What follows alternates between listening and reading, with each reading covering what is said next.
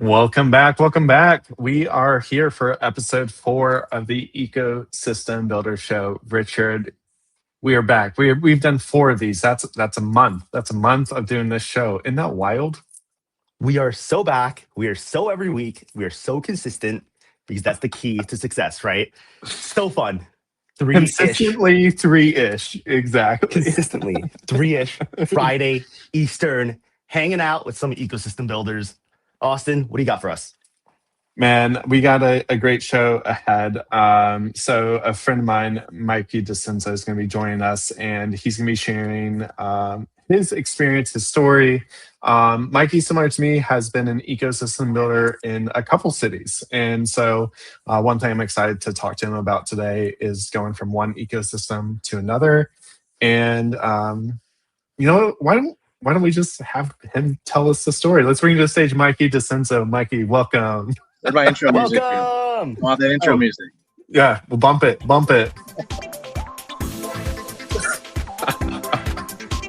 I love it. Applause intense. Oh. Sound. Yay. That's great. All right. Love it. Welcome. Mikey, welcome to the Ecosystem Builders Show, episode 4. Great to have you on. Maybe, Thanks for having me, gentlemen. yeah, great to have you. Why don't you tell the audience a little bit about yourself, maybe a little bit about what you do, and we're going to dive into some questions. Yeah. Thanks, guys. Awesome to be here, and I love the consistency. Consistency is key, and I'll probably dig into that later.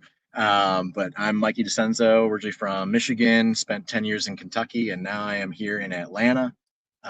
We are just starting the FIFA World Cup, so it's a great place to be right now, and we can talk about that later. But my job is very unique, and I've had some career change to get to where I am now. I used to be an industrial engineer working in manufacturing, but I fell in love with startup world, and I've been a founder. I've been on the entrepreneur support side. I've been venture finance, worked for an accelerator, and now I work for a real estate company.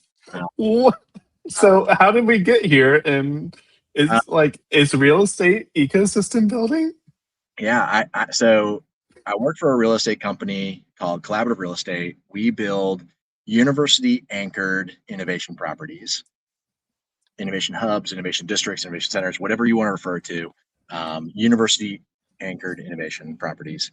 And again, I know nothing about real estate. Not about property management. I don't know a thing.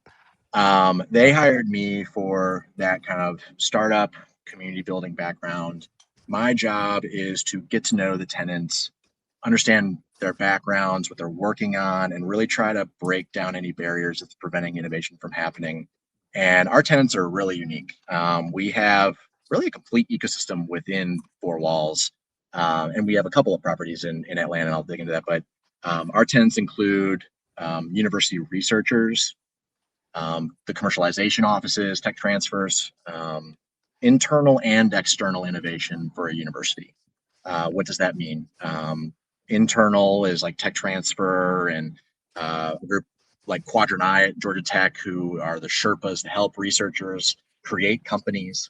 Then there's external innovation like minority business development associations, manufacturing extension partnerships, Apex Accelerator helping companies sell to government. So all of these external innovation departments are also in our property. Then we have 2 accelerators. We have the state-funded accelerator called ATDC. We have the Georgia Tech Accelerator for students, faculty, and alumni. We have lots and lots of startups because of that, probably 100 and plus, 150 plus. We have several venture capital funds, including Engage, which is a corporate venture capital fund. One of the unique pieces about Atlanta is that we've got one of the largest densities of Fortune 500s headquartered in our city, with 17 Fortune 500s. And a lot of those companies are investors, LPs, into the Engage fund / accelerator.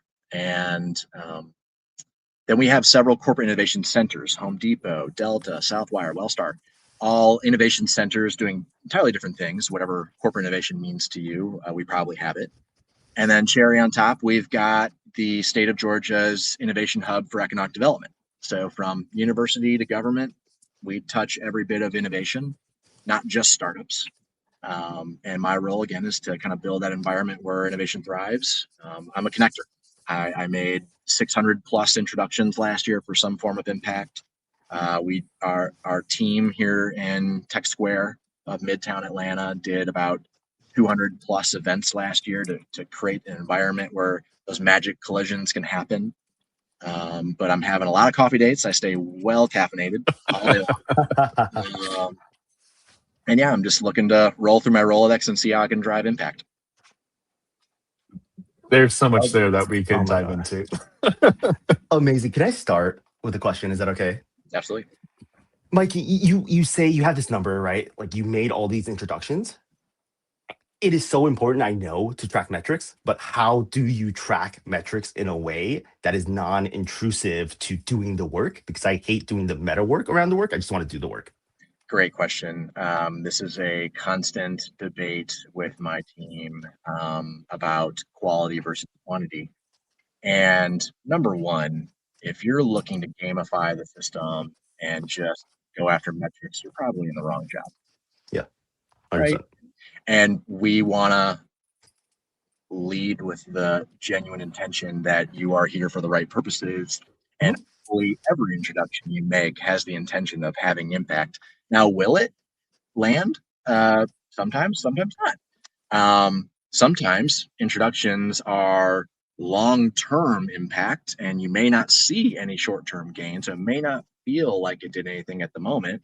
But 5 years from now, they come back to you and they say, "Mike, thanks so much for making the introduction because I met my co-founder, and yeah, we just had this successful exit. So thank you." Um, Ecosystem building is um, a thankless job, though. And how often does that actually happen, where someone comes back to you years later and thanks you? Not super often. So Mm-mm. we have to give our own pats on the back. But I love what I do, and I love enabling innovators and people looking to make change. And yeah, so the quality versus quantity. I have those conversations with tenants and with ecosystem people in general. I'm constantly, as they're speaking, looking to roll through my Rolodex, active Yep. listening, right? Looking to solve problems. I will sometimes use apps like the Bridge app. And I know Austin uses that. That's a great tool to kind of track introductions, do automatic feedback. Uh, this is not a paid plug, by the way. But we Um, would not be opposed to being sponsored by Bridge App. uh, Bridge app. Okay. That's a and new then one for me. I also haven't, heard that one. for So for good. Thanks for the sharing. team that doesn't use it, though, I mean, a CRM system is great, right? Sometimes it's just as simple though as labeling your subject line in a very particular way, and for easy recall of an introduction. But we do single opt-in, double opt-in, sometimes just a fast intro, depending on the relationship I have with the people. We could have a whole show just on introductions, but I'll stop there. Yeah. Thank you for sharing. Just as a follow-up, right? I just got back from Tuscaloosa, Alabama. We did a live stream for the Techstars like water tech sustainability demo day there, and it was hosted at the Edge Incubator Accelerator in Tuscaloosa. Are you familiar? Have you seen that space? Heard that story?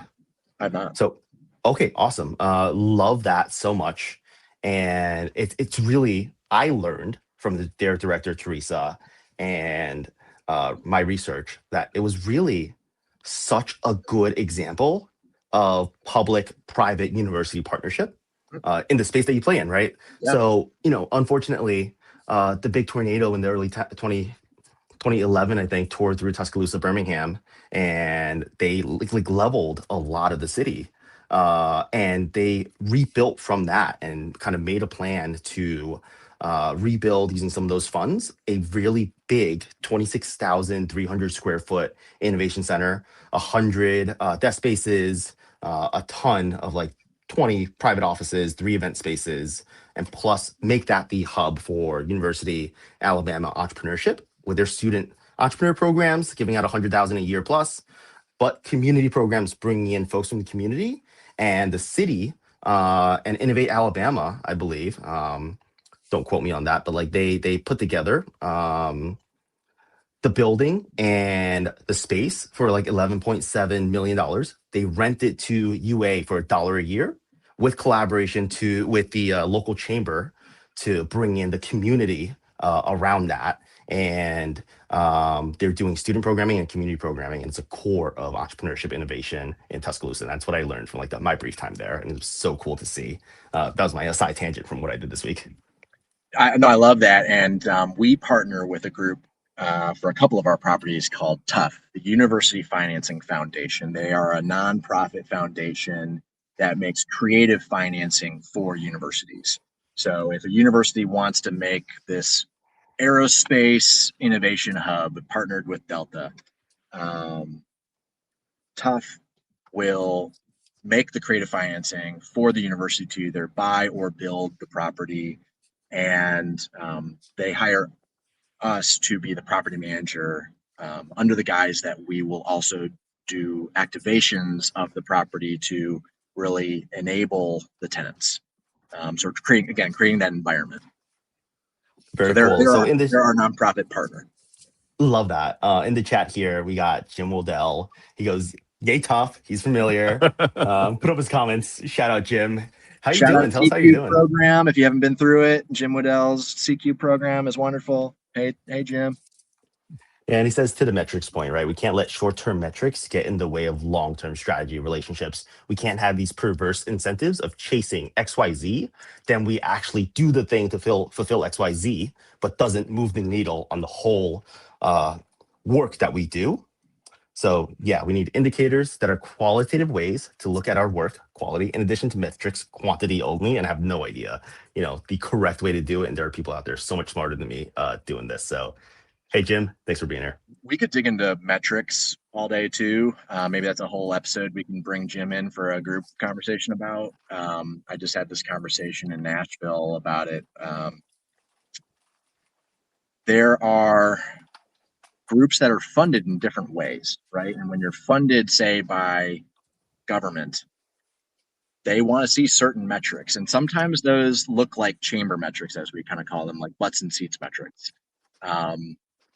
Innovation can be hard to apply a metric that you have direct input on, influence on. I know entrepreneur support organizations often struggle with this too, right? Like, how does their work as an ESO influence a startup getting funding? If they have one meeting with the startup, can they claim that their Series A fundraise was attributable from their work? Mm-hmm. I guess depends on what that conversation was about, but is it the same as 10 meetings and working with them on building their deck and making the introductions to the VCs? It's hard to metric.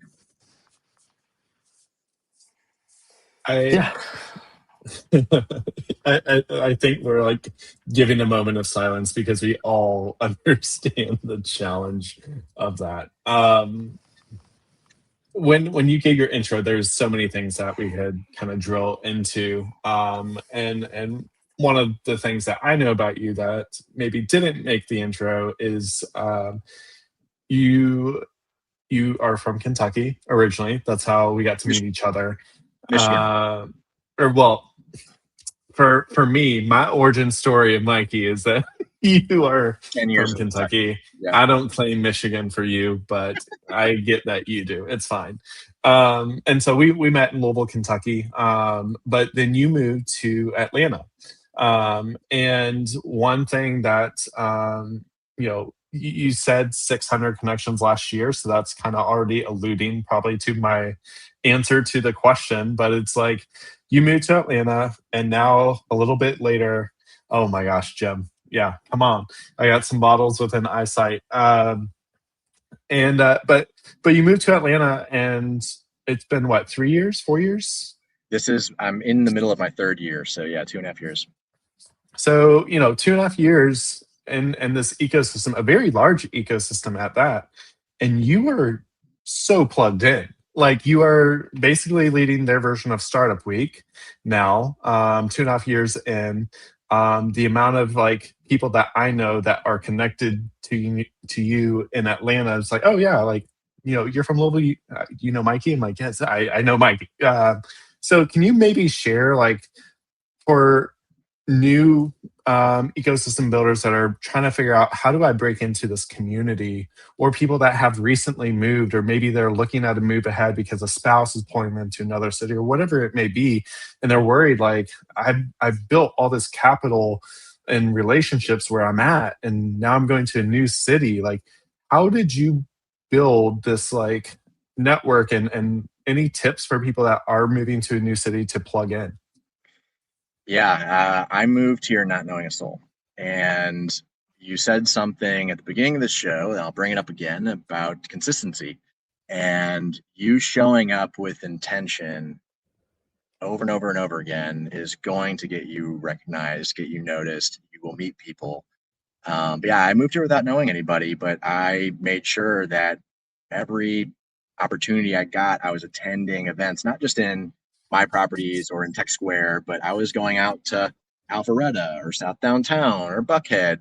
Buckhead is one of the top 3 or 4 largest tech hubs, startup hubs in the country with Atlanta Tech Village. Um,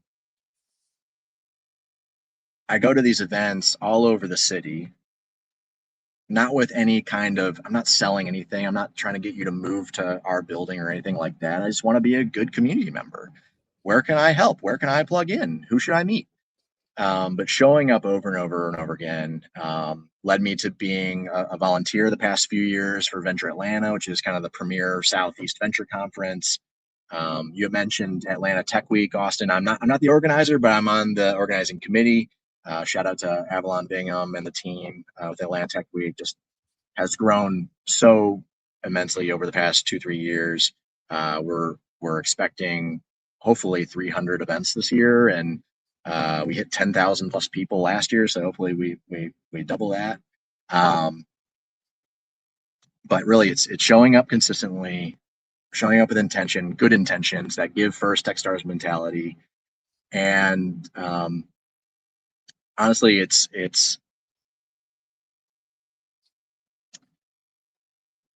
there's also something to say about.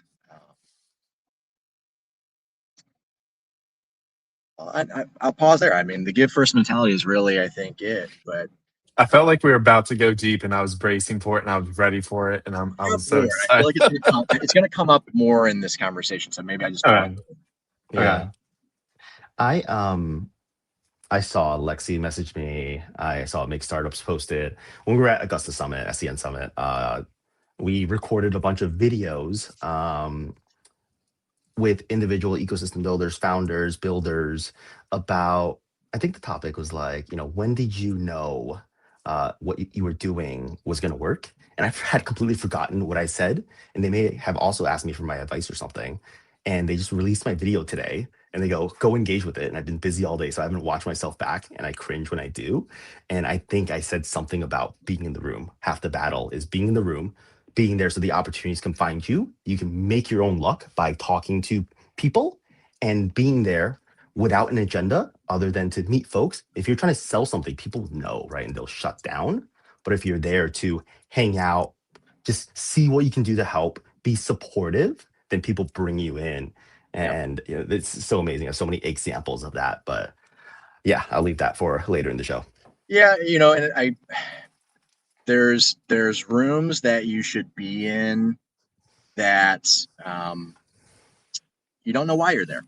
I'm very open with my calendar, probably to my detriment of my time.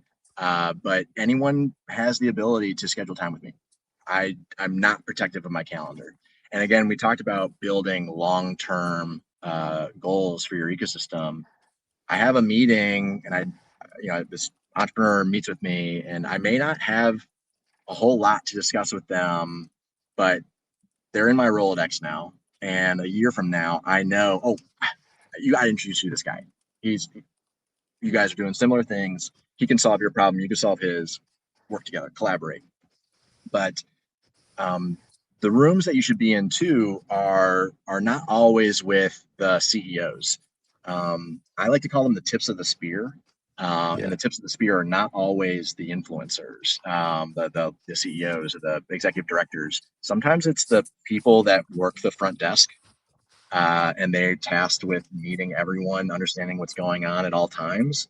And they often have very flexible schedules and calendars that you can get time with, and they can give you the inside scoop on who to know and who shows up where. And so I love the tips of the spear, and that was my approach when I moved here. Was finding those people that not only can give me time and give me time quickly, but also recommend 3, 4 more people I should get with.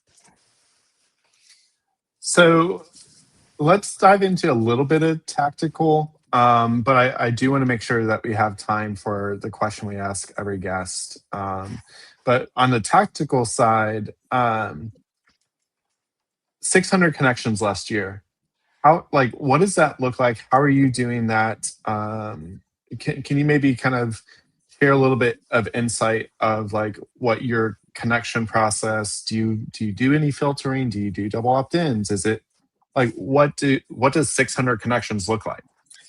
Good question. Yeah. Funny enough, when I first started using Bridge app in 2021, the founding team reached out to me personally because I was doing so many fast intros, no opt-ins, and they're like, does he not know how to use this tool? Like, why is he not balancing the opt-ins? And I really just described to him that, like, if I have a relationship with the person and I understand them to the point where he's going to be okay, he knows that I'm trying to, in good intention, provide him with value, he'll accept my intro. He knows I'm trying to provide benefit to both people, not just one. And that's really key to make a good introduction, is finding benefit on both sides. But if it is a high profile person, executive director or CEO that is constantly busy, or has their calendars scheduled a month plus out, I'll do an opt-in. I'll ask the person to send me a little blurb. I'll forward it, mention why I think this is a good match, and try to look to schedule time between them. But often enough, I have built the relationship ahead of time, and I know there's value there, and I just make it. Every time you make an intro, I'm like, I need to get better at intros. Like, and I need, like, what intros do I need to make this week? And I think the other side is like your speed to intro is like, because I've experienced it specifically at NBIA in Atlanta, is like you are either in person and you are literally like reaching across, grab, hey, Austin, real quick, let me literally, like, I call it little Bo Peep, like hooking me in and like, come over here, we got to make this intro in person. Or if it's like in conversation, you're on phone texting in person or like immediately, and the intro's already done before I've walked away. And I think, like, to me, that, like, there's so much value in that, because it's okay, this is the guy that takes action, I can trust him, and now I'm more likely to make an intro to you because I know that you are a person of action and you have great follow-up and great follow-through and you're going to do it. But I mean, it's trust building. Like, it is Mikey following through, like, oh, I need to make an intro, okay, it's already done, right? And so I think that to me is like, as someone who's experienced it on the other side, something that you might not explain, but I've experienced it, and I just want to share, like, that was a great tip on my end. Oh, thank you. I appreciate that. And you said something really key there about the trust building part, because you are giving extension of your trust, right? Like, you've built a relationship with both sides. But the reason why I can do these fast intros is because maybe the high profile person that maybe I could have done an opt-in with, I did a fast intro to, because Johnny knows that Mike makes good intros. He knows he values my time. He knows that if he makes a bad intro, I may not accept him, or may not respond. So I'm able to share my trust in a way that he believes it. He knows that it's a good value. Yeah, I got a question. I want to say hi to Frank in the chat here. I texted him the link. Actually, I texted the link to this show to our 1 Million Cups Discord with all our Nice. folks. We hang out. Frank's one of my mentees. He is awesome. He's in our ecosystem. So hi, Frank. And then I have a follow-up question, and Jim has one, if that's okay. for the uninitiated, Mikey, right? Can you just tell us about the Bridge app? Because one, I want to be on the receiving end of one of these legendary Mikey intros eventually, one of these days. But I don't know about this app and what it does. And if you use it and you're making all these intros, then I want to explore it as a tool that maybe I use in the connections and intros that I make. So can you just tell us how that works? Yeah, and to be clear, I don't use it all the time nowadays, but I wish I could use it more. We're building our own platform, and hopefully you see it and talk about it on the show at some point in time in the future.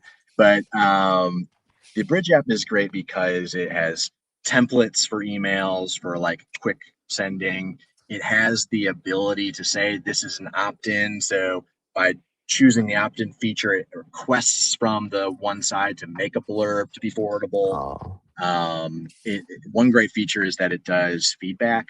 So automatically in a week, it sends a note to both sides saying, "Hey, did you guys meet? How was it?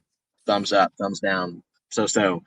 And I know if I send 10 intros to Austin and man, he really screwed the pooch on those and he got 10 thumbs down, I'm not going to connect Austin anymore. But fair. luckily Austin only gets 2 thumbs ups every time. So, I appreciate it.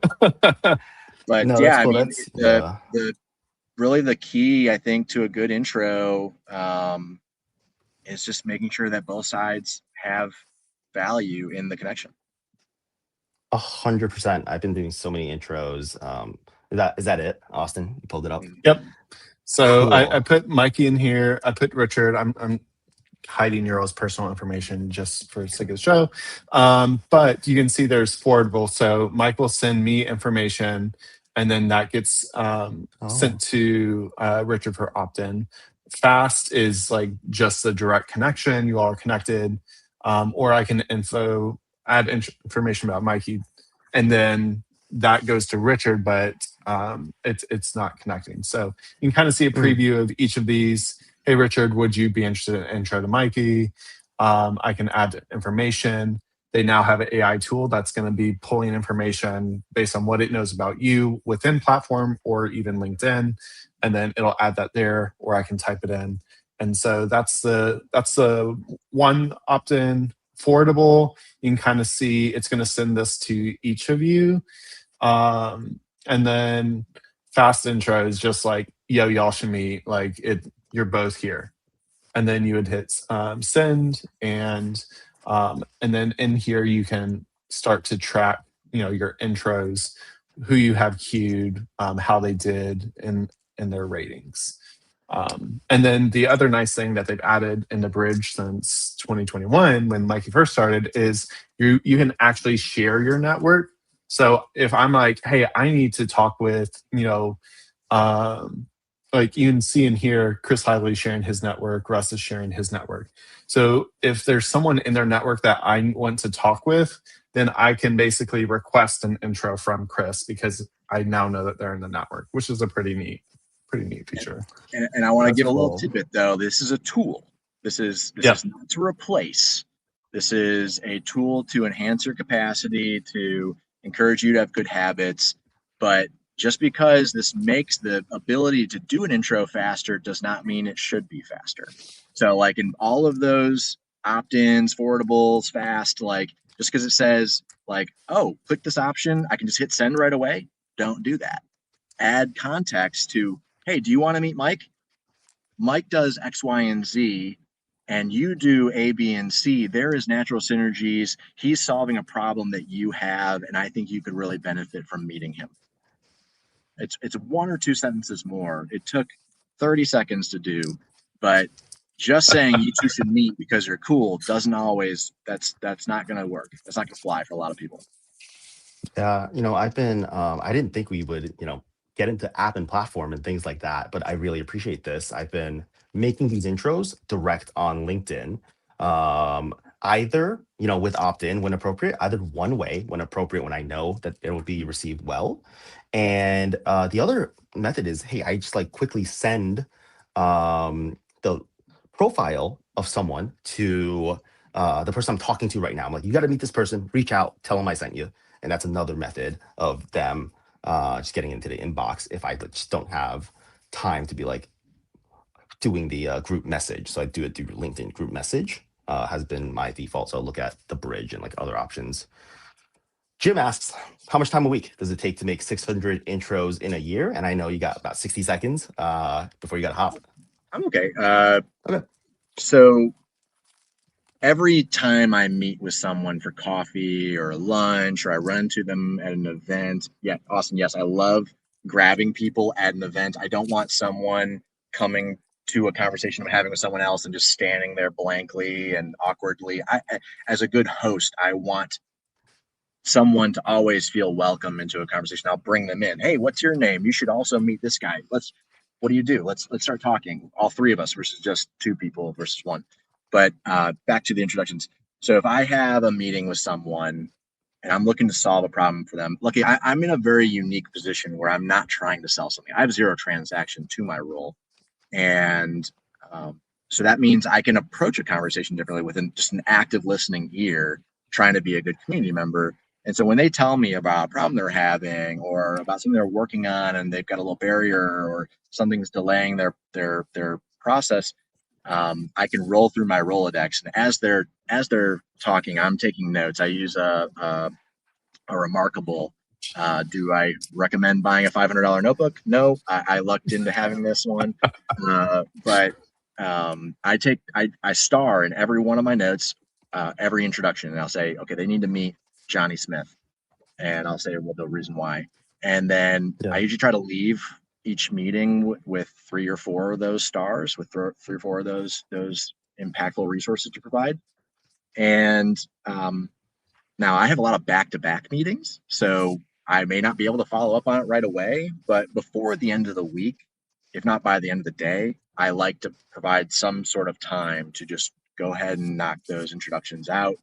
Um, if I go longer than a few days, they may forget why I wanted to intro them, and that's why the context in your introduction makes so much sense and why it's needed. But you got to do the follow-up work. Yeah.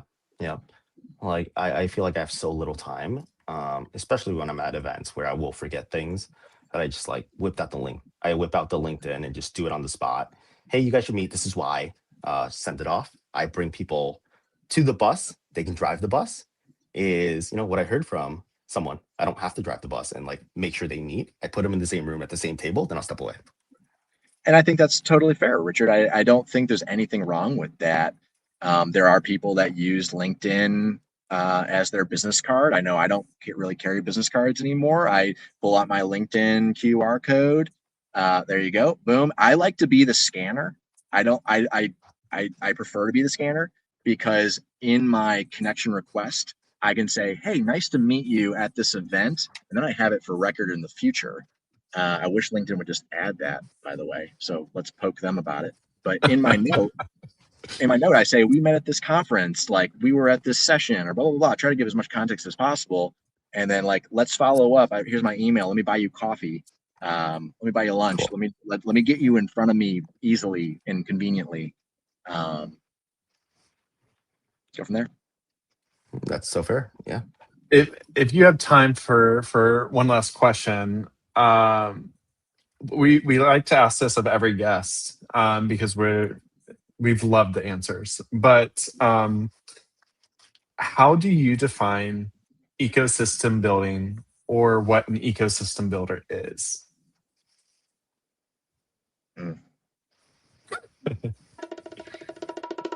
Ooh, I love it. But being timed, dang,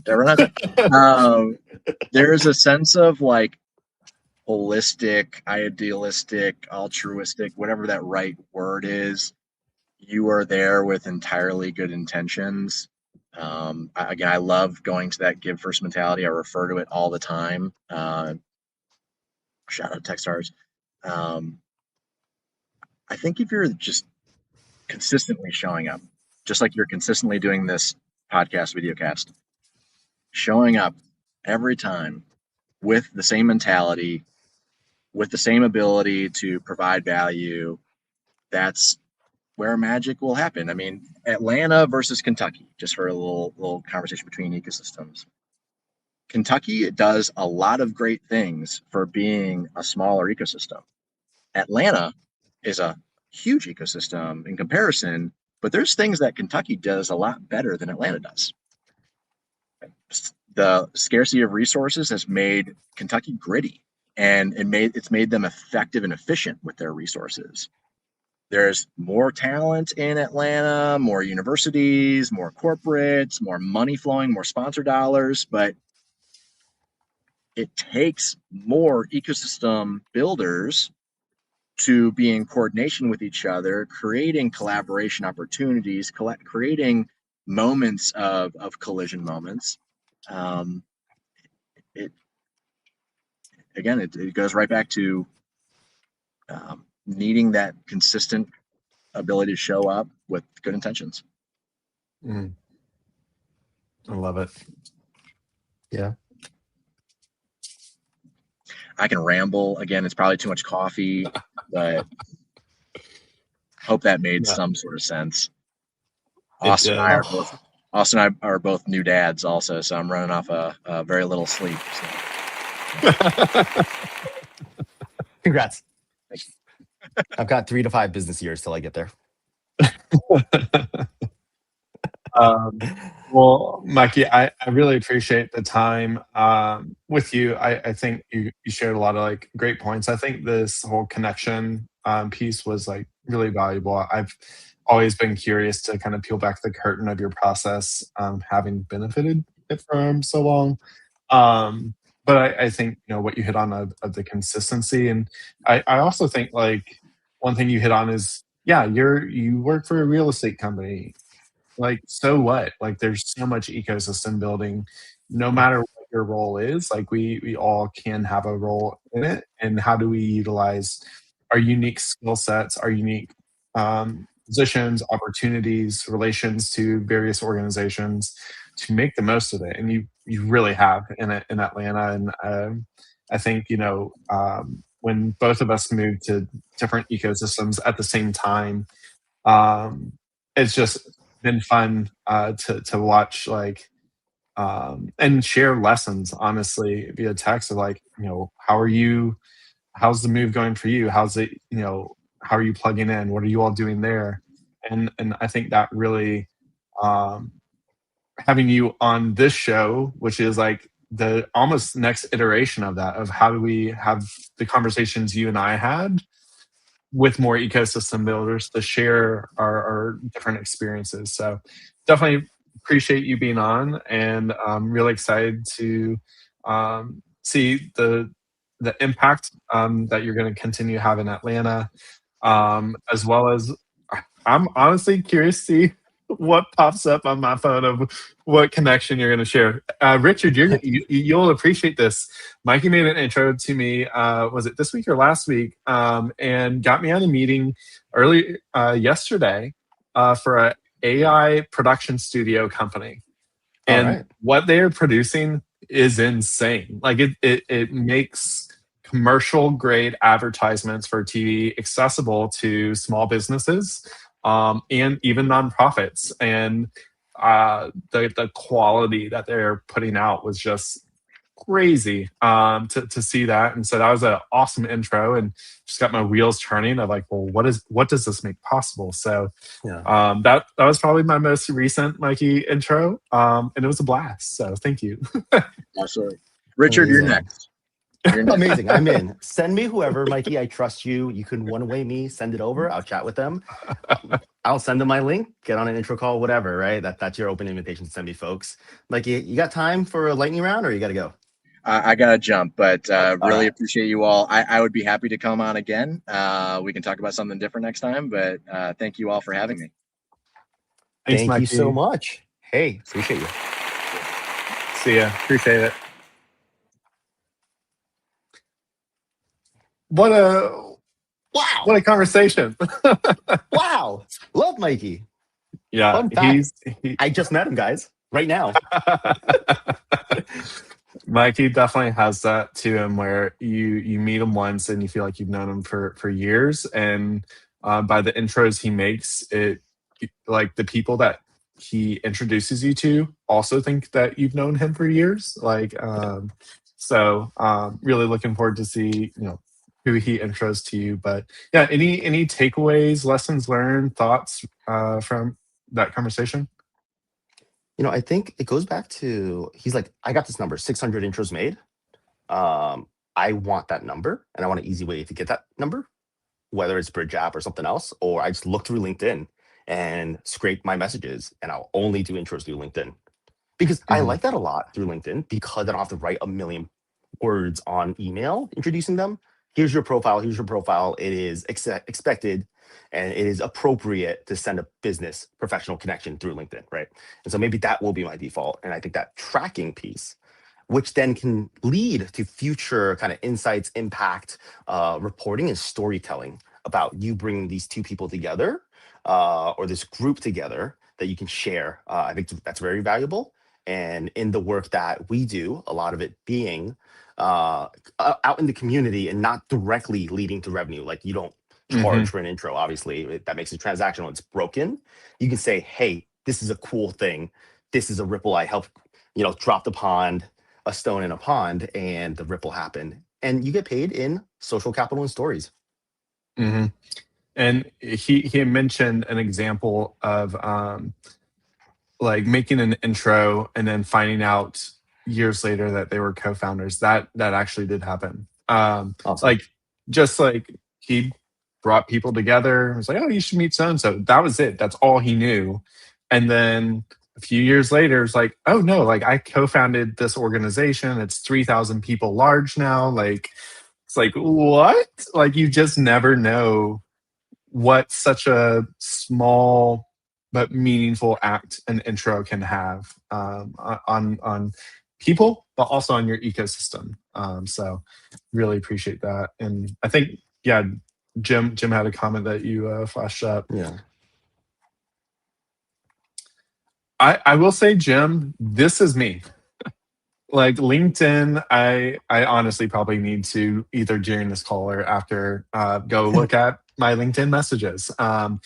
Email is great for me. Text is great for me, because both of those I can kind of, I have my to-do list in my queue, but not only on top of that, it's in front of me every day. Like, that is where I conduct.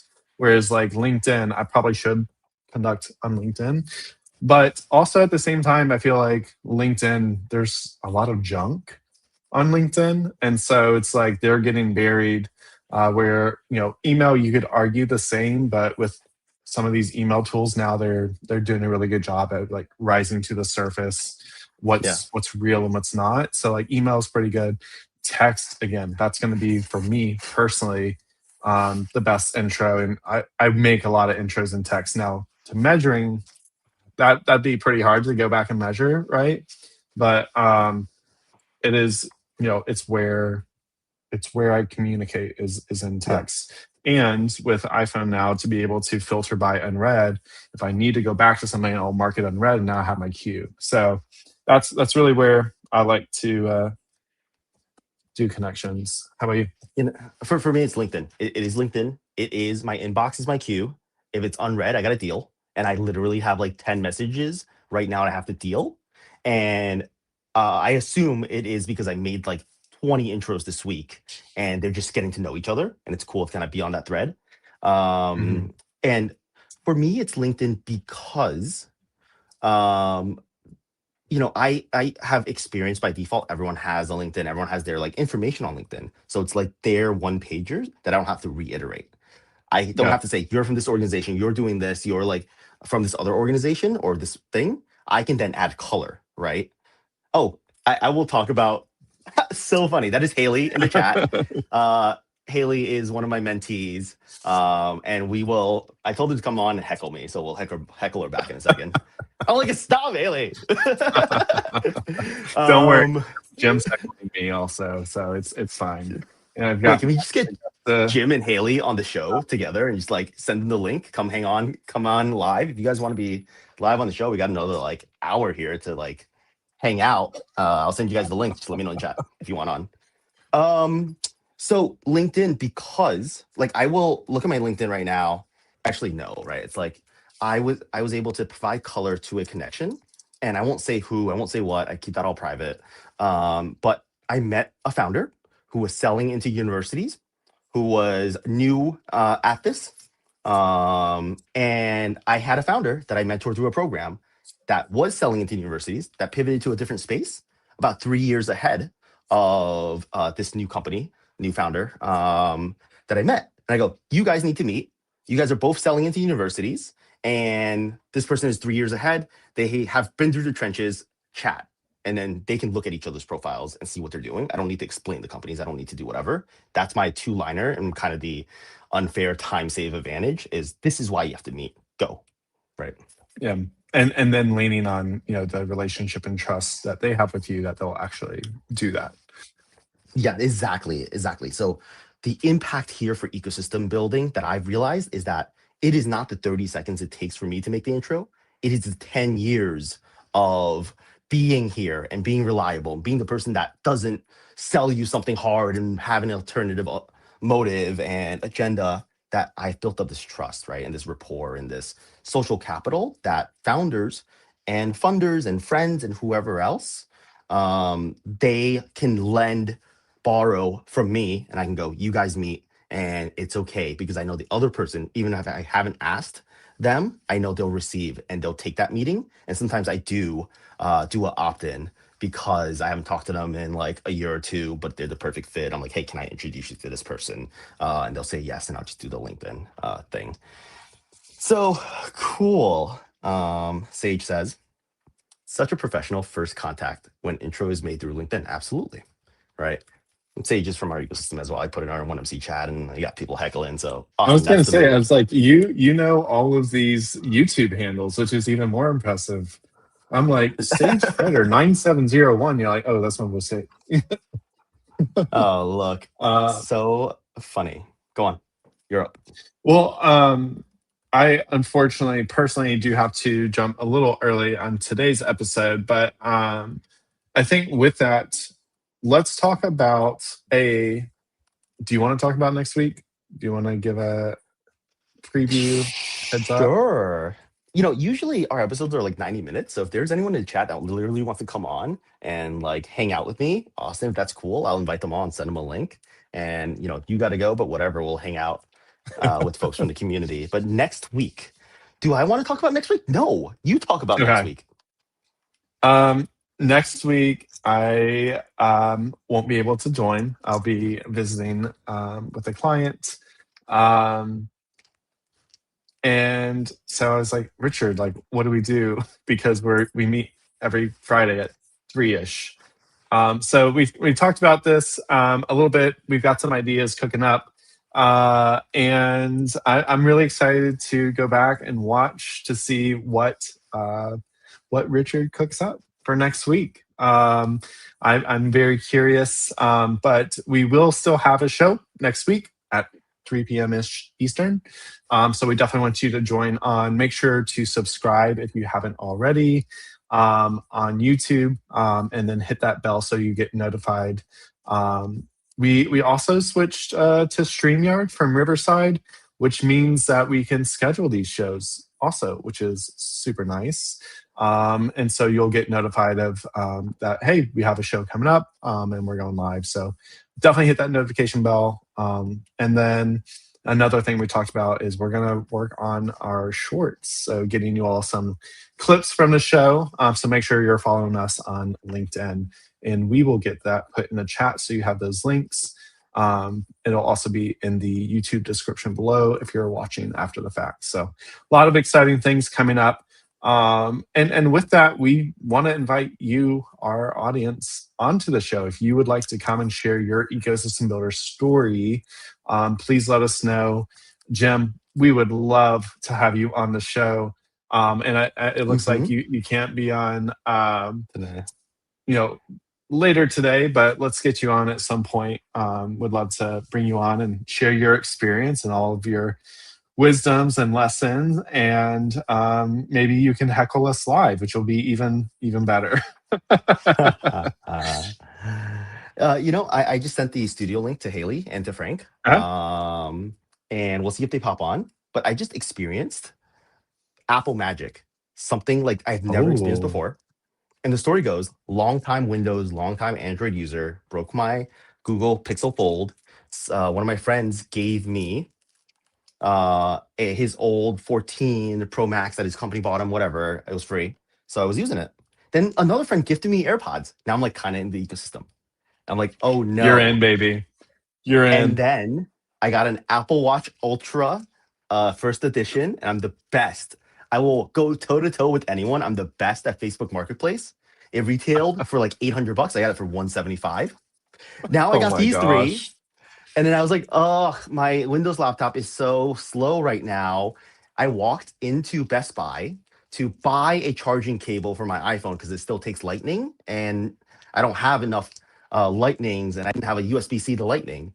And then I just looked at the MacBooks, and then the guy, the Apple rep, sold me a MacBook. So I went in there, Dang. bought a M5 base, half terabyte, 16 gig RAM for less than You are $1,000. I'm in it. testing it out. I'm in it. And I have 60 days to decide. And I think if I want to keep the Apple ecosystem, I can return this one, get a Pro, because I was out in the sun and everything was lagging. And so I think I need the Yeah. fan. But I just experienced a pace from computer to text because I was Oh, texting game changer. Frank the link to this, and I forgot I had copied it from my Mac, and I just started paste and went from paste from Mac to my phone. So crazy. But welcome to Higher Quality Tech, Jim. Oh no! I know. I know. Frank says You same are here. I now accidentally in the bought 2 cult. Apple Watches when trying to buy a gift. I started to climb to the wall, the ecosystem, and I am of the like. I have matured. I've grown up. I am not anti-Apple now. I am pro best tool for the job. So as I kind of Mm, trial this for the next 50 days, I will figure out if Mac and this whole ecosystem will work for me or not. I just want the best tool for the job. But it looks like we have a guest in the studio. We got Haley. I don't like how this blows up my face. is that How's better? that? Yeah, much better. Hi, We also have Frank. Wait a second. Hank. He's hanging out. Oh my gosh, guys. Hi. So good to see y'all. Hello. Can I pitch you guys to Austin? Because Sure. I know both of you, Yes, and I love both of you. And Austin, you have not met them before, and they're from my ecosystem. All right. Frank left. Bye. Frank's like, I don't love you. I'm out. Frankie. Let me. That I is can so call funny. him and just have him on the screen. Nah. He's back. Frank. Oh, perfect. There you Welcome go. back, Frank. Can you hear us? Yeah, I was listening to like the stream and this, and I was like, Yeah. echoing. So now it's good. All right. So you guys cool if I pitch you guys and kind of like gush about you guys to Austin in our live audience out here? Go Yes, for I'm it. here for like 15 minutes. So Yeah. for sure. Okay. Haley and Frank, they are building Mirror Health, and it is for the 80 million people in the world who are struggling with eating disorders. 80% of them never get treatment because it's inaccessible. You have to go inpatient, right? Research shows the only effective treatment right now is inpatient. So 80% never get it. And for those that do, when they come out, they don't get the support they need. So 65% of them relapse. And that is terrible. There's no solution for follow-on support or non-inpatient treatment. So it's such a horrible problem. And literally that leads to, unfortunately, something like 230,000 people every year that pass away from this. And so they are democratizing access to proven clinical treatments that are used inpatient, adapting it for virtual, digital, at home, on your phone, on your computer, so that you can have it if you are in the 80% that don't have access to it right now, and as a follow-on for those that come out of inpatient so that they can go on and live successful lives, because treatment happens inpatient right now and they get released, but healing and recovery happens 24/7. So that's what they're doing. They're democratizing access to eating disorder treatment and literally saving lives right now around the world. I'm so proud of them. I'm so impressed. That was good. That was really good. We're going to clip that and send it to you, and you can use it for your UGC. I love it. That's awesome. I am so proud of them. I am so proud to say that I am a advisor to this company, and they are amazing. They're building. They just applied to Techstars. I helped them with the application, and it's in. We'll see if they get an interview. Really, really, really proud of this company and these founders. That's amazing. And I mentioned earlier I do have to hop. I too am Yep. actually going to talk with a founder locally, and so really excited to pass on the torch, if you will, for you all to kind of share your story on the show as I hop off to help a founder locally. So great to meet you all. Love the mission. Wish you all the best. If you all ever need a connection to anyone in Louisville, please reach out. We heard all about that on today's show, so definitely flex that new skill. I don't know if Mikey can put that in the skill.md, but really it's like skill.irl. So please, that was really nerdy. It was awful. Do we have a bad So sound? funny. But Austin, get out. We're gonna dance you off the stage now, Austin. yeah, no, that's Great meeting that's you. totally fair. Love it. Great meeting you. Bye, Austin. Oh, you're having too much fun with this. Dude. Dance party. This I is love it. my life. Every Friday, 3 p.m.-ish Eastern, I get on live with my buddy Austin, and we just hang out as ecosystem builders and nerd out and have fun. It's our show. We have free will. We do what we want. Gosh darn it. So welcome Love it. on to the show. That's great. Very nice. Welcome That's awesome. on. Let's start with Yeah. Oh no. fun facts. Frank, tell us something I personally don't know about you. Oh, I want to hear this.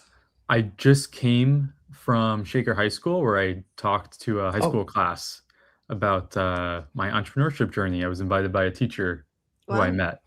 And so, yeah, I don't think I told you I was doing that. So maybe I don't know, maybe I did. But yeah, That's that That's was fun. amazing.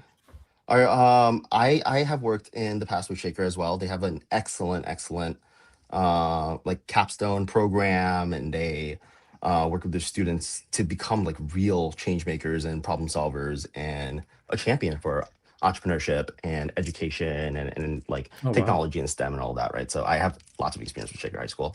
Haley, you're up. Fun fact. You're putting me on the spot. I've been Yeah, that's in crazy. meetings That's all always day. hard. I know, and my head is all foggy. Fun You gotta fact get is something I don't know about you. this is okay. This is a fun fact that's so dumb, and I gave it. So in like sorority recruitment, you had to like give fun facts to everyone that you met, and so this was like the one that I always had in the back of my mind. Anyways, so my fun fact is that I am related to Marilyn Monroe, What? like long distance, but in the family tree. Wow. Yeah, Wow. yeah. That Amazing. was my like sorority recruitment fun fact that we had to like give over and over again. It's pretty good. Mm-hmm. That's awesome. Yeah. All right, let's dig deeper. Tell us now how you got involved doing this work, starting running, doing this company. Haley, you started it, so I know a bit of this story, but tell us, why we're here. Yeah, well, I won't get like too much into the personal side, but I grew up knowing a lot of friends and family that struggled with eating disorders. I grew up in Los Angeles, and so it was very, very normalized. I never had kind of pinpointed or realized the distress and how actually dangerous it was. It was always something that I grew up with, and I never really realized the extent of it. Once I got to college and had a lot of personal experience, like I said, with friends and family that were going through some hard times. And I kind of started this because I started realizing how huge of an issue this was. And I kind of started thinking about stuff that I had gone through, and I was like, I don't really think that that was normal. Now that I moved across the country and I'm an adult and I can think about things in a different light. And I started talking to clinicians and patients and people that have gone through it, or people that are treating it. And it just started becoming such a huge issue in my eyes, and something that I really, really wanted to solve and to fix. and something that I really cared about because I watched a lot of friends and family go through it. And yeah. Yeah, it's really a passion kind of area. The problem you want to solve deeply is, what I hear and what I know, right? So thank you for doing this work and, being the voice and change maker for all of those folks out there struggling. Frank, how did you get involved in this? Yeah, well, I just recently pivoted out of the software engineering remote startup world to focus on, helping local organizations. And as Richard knows, but the viewers don't, I got a phone call one day in the car driving from Richard, and he said, "Hey, I'm on the phone with the founder right now. I think you should connect." That's how he said, likes to connect people. Yeah. And I said, "I'm driving," and he was like, "You can connect to a Google Meet from the phone." I went, "It's going to be bad sound quality, but when life gives you lemons, when Richard gives you a phone call, you answer." Yeah. So I gave my phone to my fiance, and she's like, "I'll set it up." So she joined it while I'm driving, and then she's like, "Hi, hello." And I'm in the three-way call at Richard and Haley, and that's how the connection was made, and the rest is history. Speaking of connections, right? Speaking of connections today, it's like, the opt-in, the double opt-in, the single opt-in, the call Frank right now while I'm on the phone with Haley connection, because I know you guys need to meet and you can help each other and you'll be great together on this. Oops, my bad. Sorry, not sorry. It's funny. A lot of my projects so far have been started by either phone calls from Richard or emails or LinkedIn. Yeah. So I try to answer. Yeah. I try to answer. Yeah, that happened to me the other day. Richard was on the phone with a, I don't know, mentee or new mentee, whatever you want to call him. And I got a text message, "Hey, I need you, come on this call for 10 minutes. And I'm like, okay. And then I was like, "Frank, I know how you feel. I get it now." Yeah. Definitely. Yeah. Jim said he had to run, but he did have a real quick question. How can Mirror Health be helpful to people who are engaged in 12-step or other recovery programs, smart recovery, etc.? Yeah. Does that mean just overall generalized recovery, in any sense of the word, or Jim, if you're still here, feel free to tell us in the chat. I don't have context, but are you familiar with 12-step or other recovery programs, smart recovery? Is that a specific thing? There's definitely a lot of quote unquote 12-step programs. The biggest ones obviously are with AA. And so one of the things that we initially started looking at was, let's create a 12-step recovery program for eating disorders. And let's create basically what's done in AA for eating disorder and mental health recovery. So that was kind of one of the initial ideas, and it's pivoted a lot since then. But I definitely think that 12-step programs are super helpful and can be super helpful in different modes of recovery. And yeah, it was something that when we talked to our audience and clinicians and had done kind of our customer discovery, am I glitching out here? No, you're good. No, you're all good. Okay. And I'd kind of done a lot of our customer discovery. We just figured that there was more immediate help and support that people needed more than a 12-step program. So we kind of pivoted towards what our audience was telling us that they wanted. But I definitely think that the 12-step programs can be really, really helpful. And in mental health specifically, it hasn't been done before. It hasn't been done yet.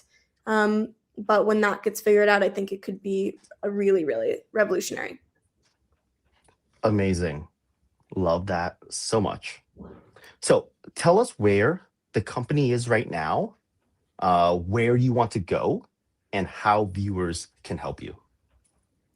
Yeah, so where we are right now is we are pre-launch. Where we want to go is we want to deploy our software at universities and healthcare centers, at clinics all across the United States, and eventually expand globally, and just try to target and reach as many people as possible. Recovery is something that is not accessible to a lot of people, unfortunately. And so bridging that gap, making a cheaper form of tools that people can use and have in their back pocket at any time of the day, bridging those gaps between treatment from in between treatment and, like I said, day-to-day tools, and just deploying them kind of all across the United States to anybody that needs them, trying to make them as clinically accurate as possible to make sure that they are as helpful to that they're not just kind of another saturated mental health and wellness platform, but that they're genuinely helpful and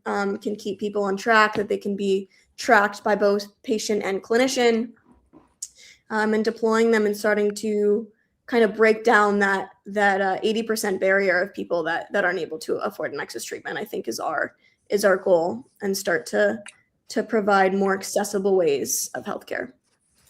Yeah. What do you need? Is it connections? Is it money? Is it pilots? Is it validation? Is it research? What is it that you need right now that if someone's watching right now, tell us. They don't know.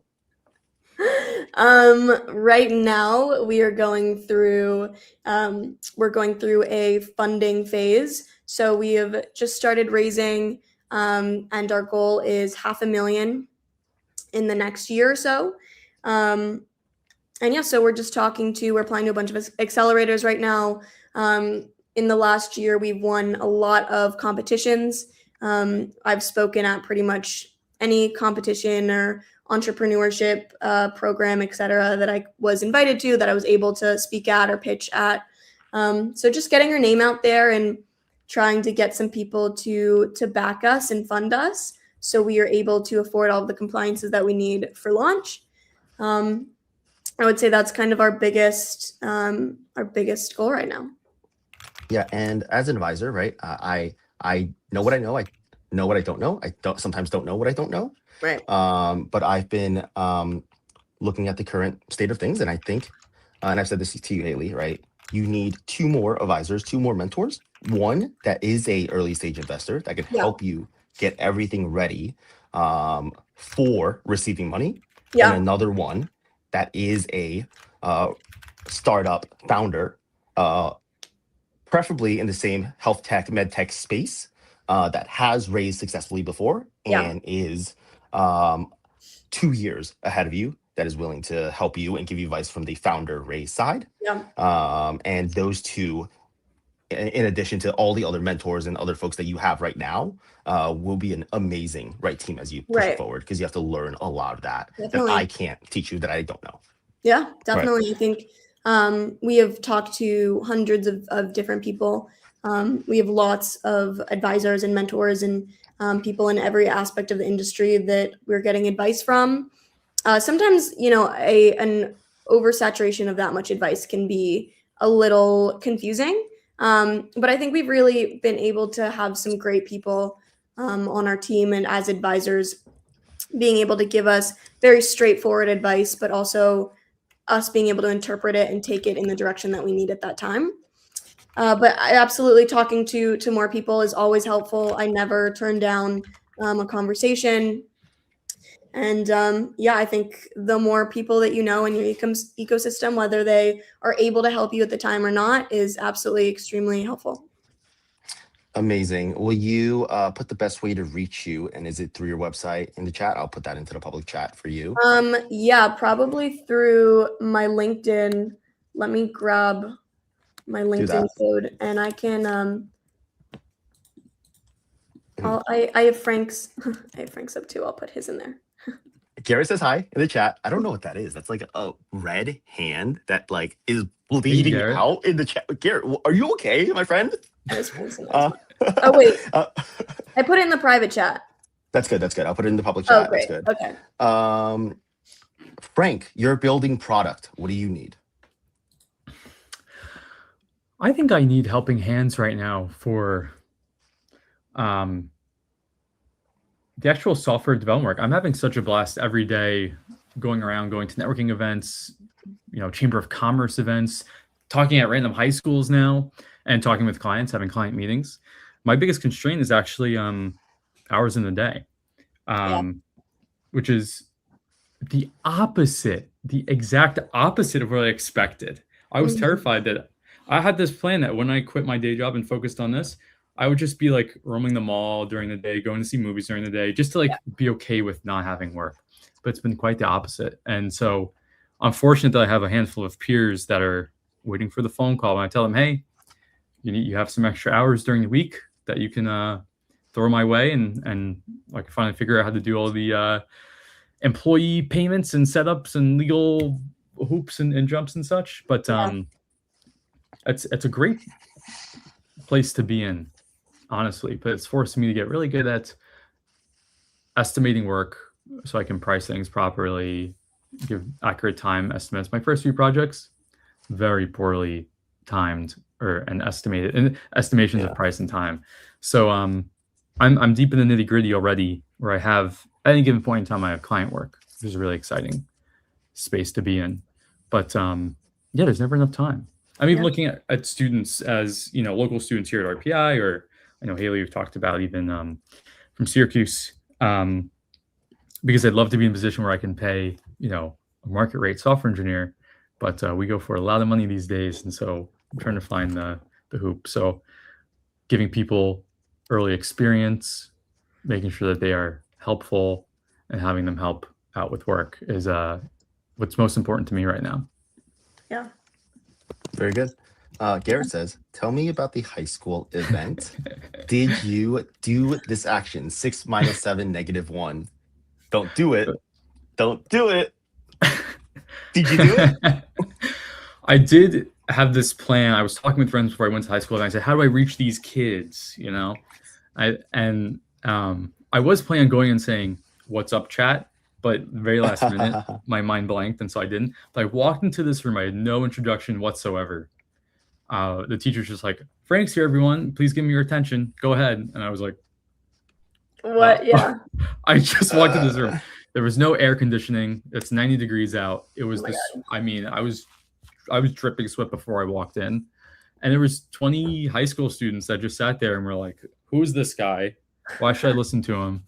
And it was such a great, not even public speaking like practice. It was more of a public speaking challenge.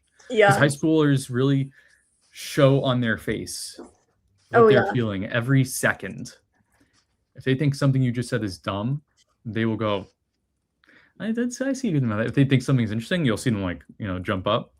So it was a blast. I tried in 15 minutes to instill in them. I thought my career path was very clear, 1 or 2 tracks: software engineer for big tech or software engineer for mission-driven startups. Now I'm realizing that there's unlimited paths when you are an entrepreneur, right? It's the world is my oyster to figure out how to make money, how to get by. And so I tried to instill that in the students. Again, these are high school students, so difficult to reach them where they're at when they're just worried about the Regents exams they just did for Algebra 2. Yeah. But I had a really good reception. Just trying to let them know there are many paths that they can take in their careers and their lives. Yeah. And there are always support systems. And I was thinking of things like 1 Million Cups and Startup Tech Valley here and the chamber events, things that were right in my neighborhood for years that I never knew about and never took advantage of, but only recently have, and that have made a huge impact in my personal life and professional life. So thinking okay, these kids have grown up through COVID. They were 10, I think they said, when COVID hit. They've seen a lot of crazy stuff in the world. I told them, you guys might have a very pessimistic view. I wouldn't blame you of the future, but there's lots of opportunities. And even if you mess up, you can find the support to keep going and keep trying, and you can really do whatever you want. Yeah. I think it worked. A few students at the end stayed on to ask questions, and that's how okay, I got through at least a handful of them, but mostly they were interested in being how much money have you made? Yeah. What was the most famous person you've worked with? And I was like, guys, I just started a few months ago. But it was a lot of fun. Yeah. I think that's the hardest thing. That's one of the hardest things about high school is your limit of knowledge on the world is so limited, and until you go to college, until you leave high school, until you do whatever you're going to do. Oh, yeah. And so in high school, I thought that I probably never would have thought that what I'm doing now was an option. There's so many limitations to what you think can happen Yeah, I don't know if I said that right, but it's definitely like kids. If I heard that kind of talk when I was in high school, I would have been like, I don't even know what I would have thought. I'd be like, I would never end up there. Like, I'm gonna be working for some company, have stability, have this, and this. Yeah, everything is so black and white, and then you get into the real world, and you're like, wow, Yeah. I mean, I've nothing. even seen personal friends and peers and colleagues after school carry that mindset forward, Yeah. where they feel like, no, I just have like one possible path in my life. Mhm. Like, this is what I'm going to be doing forever. Yeah. I don't like it. I'm not happy with it, but this is what you do, right? Like, Yeah. I got my job, I don't know. I won't be specific, maybe like a government position, and they're just like, yeah, Yeah. this is what I do. I'm going to do this till I Yeah. retire in 40 years. It's like, if that works for you, that's fine. But I Right. know a lot of people who actually feel or seem very unhappy with it, and don't realize that you could really do anything if you set your mind to it. Yeah. As silly as that sounds, And- it's kind of true, right? It's the mindset that actually enables you to do it sometimes. Yeah. Yeah. Absolutely. And it's the inspiration and the like introduction and exposure to all these different career paths or like available things to do, right? That's why things like having guests come in and speak about their jobs or having a youth entrepreneurship program where you take them through an exercise where you have them solve problems and nudge them to solve problems that aren't student problems that they see every day in their classrooms or their hallways, but Yeah. global problems. You'd be so surprised at how these students and young people think about the world when they are not kind of tainted with the pessimism of real adult life Yeah. Yeah. and their ability to think outside the box and solve 100%. these huge problems. Because I used to run entrepreneurship programs in high schools and we're bringing it back. And I'm claiming that right now, this upcoming Yeah. year, we are bringing it back across New York State. And these students are amazing. These young people are amazing. I think about how the world could be if we guide them in the right way. Yeah. And I just have one more closing question here from Austin. If you guys have a second here.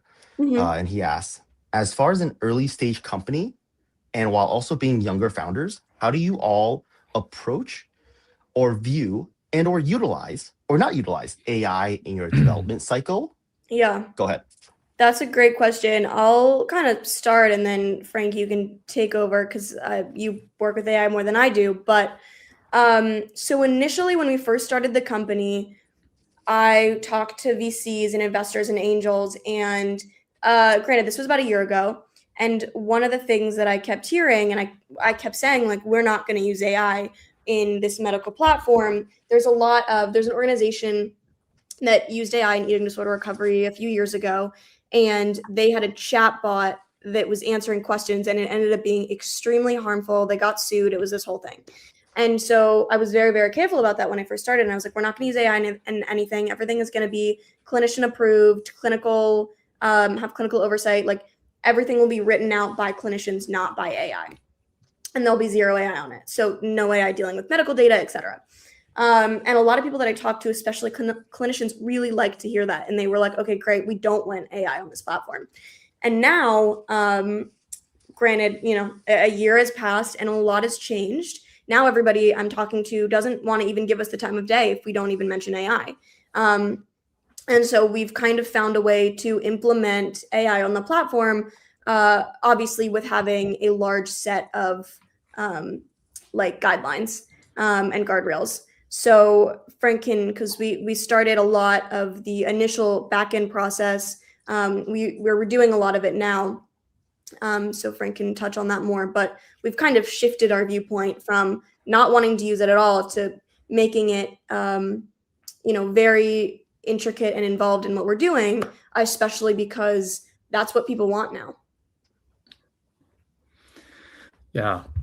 Happy to continue from there.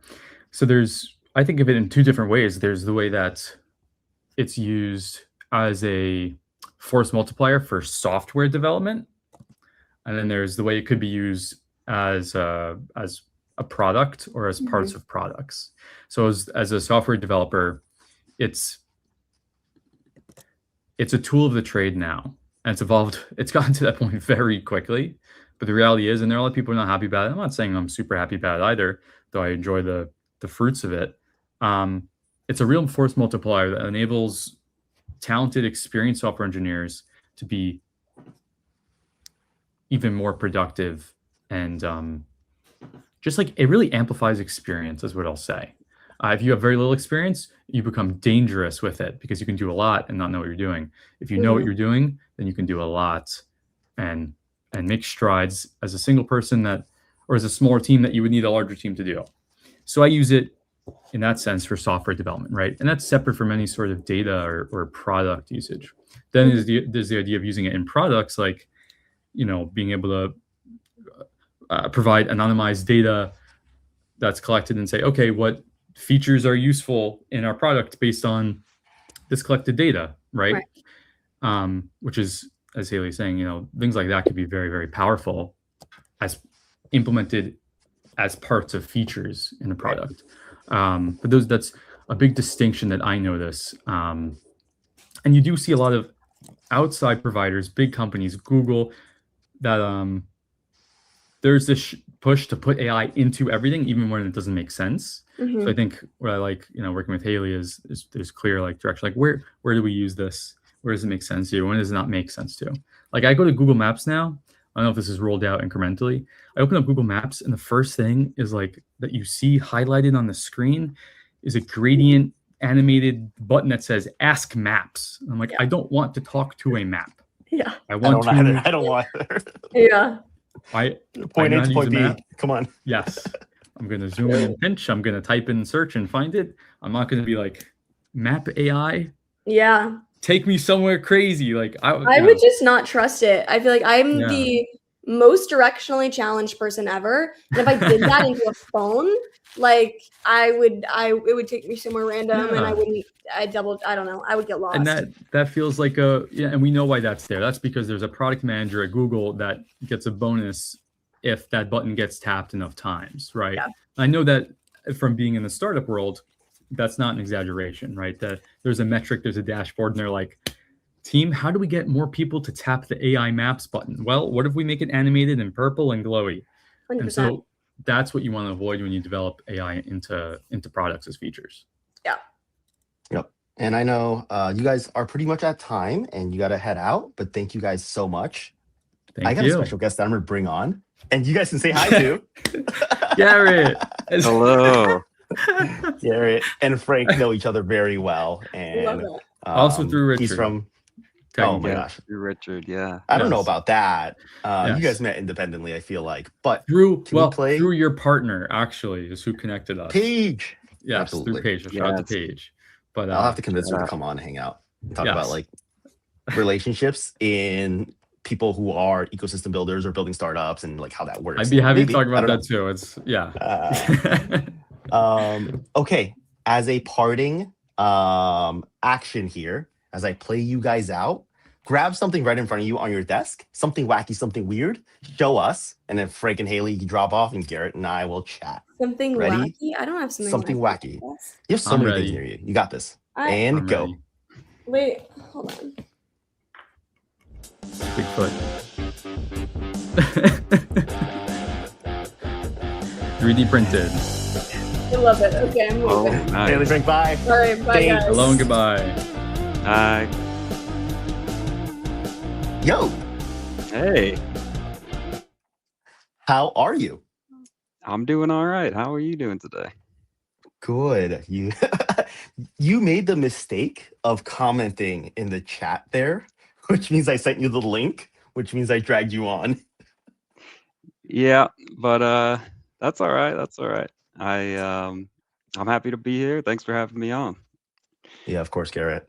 Since I did a little pitch for Haley and Frank, I think it's only fair if you want me to kind of share a little bit of color about my perspective of who you are. Then I'll ask you to kind of fill in because we did just meet recently. Sure. Yeah. So Garrett, we met. I don't remember where specifically, physically, but I knew you existed. Oh, Shay. Shay introduced us Yeah. uh, by text. Shay, longtime friend in the community, who we will have on the show because we went out to Nighthawks for lunch. Got some food. Frank was there, and she's like, "I just want to like connect people and do this thing." I'm like, "You Yeah. mean you want to be an ecosystem builder?" She's like, "What do you mean?" And I explained it. She's like, "Yeah, I want to be an ecosystem builder." And that Yeah. was yesterday. So we can welcome Shay as the newly minted ecosystem builder kind of here in the world with us. Woo. But That's we got connected because she said we had to meet. And because I knew her, I was like, yes, absolutely. And then you're building a new thing, you're building your own thing, and you're involved in 1 million cups with us. And I just convinced you to join on as an organizer with us. Yes, sir. I just put my application in. I saw that. I got to approve that. I got to put you through organizer certification. Then we got to send you the summit, which is amazing. You're going to have such a blast in Kansas City. They just asked me today because on our organizer call, Kim, our regional network lead, showed us a couple different things they're working on, but also said, hey, we want to get more organizers at Summit. And I proposed, why don't we get some Summit veterans to come on and do a panel to the national crew, whoever wants to come, about how cool Summit is. And she's like, yeah, absolutely. During our next our East Connect, rather, we will do that. And how I'll be on there chatting with some of my peers and colleagues that I've definitely met at Summit, hung out with at Summit, and explaining why it's so important to have these in-person touch points with other community leaders who are doing similar things, right? Running 1 million cups in their community. So I really think you're going to enjoy that and love that. Yeah. And so that's fun. I'm excited for you to kind of hop on and experience that with us. I had to wait 2 years before I went to my first Summit. Joined on 2017. Really? Didn't have it till 2019. We could only send one person per community. They only had travel support for that. And now it looks like there are a bit more resources. We can get everyone and a whole contingent of folks in the room, which only just makes us stronger, both as a community in the capital region, but as people and professionals to connect us to a broader US network of organizers. I'm still friends with so many of them, and I could reach out to them, right? Yeah. And span across regions. So I'm really excited for you to do that. But I know the other thing you're working on right now is you, Frank, and a couple other folks started 518 Codes, and that's such a Yes. cool thing you guys are doing. Why don't you tell us about that?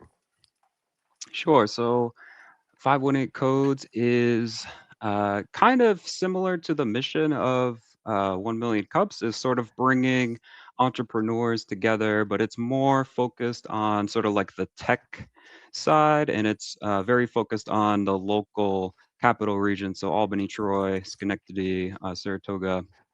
And honestly, I think it all started, I went and got coffee with Luigi one day, and he asked me when he first thing he said when he sat down, he's like, "Hey, is Frank coming?" And I had only planned for it to be me and Luigi, and I was like, I didn't talk to him, but I'll call him right now. So I called him up, and Frank said he was in town, like getting lunch, and then he was just there. He just showed up 2 minutes later. Like he just walked into the coffee shop where we were at, and then we just kind of got to chatting, and Mm-hmm.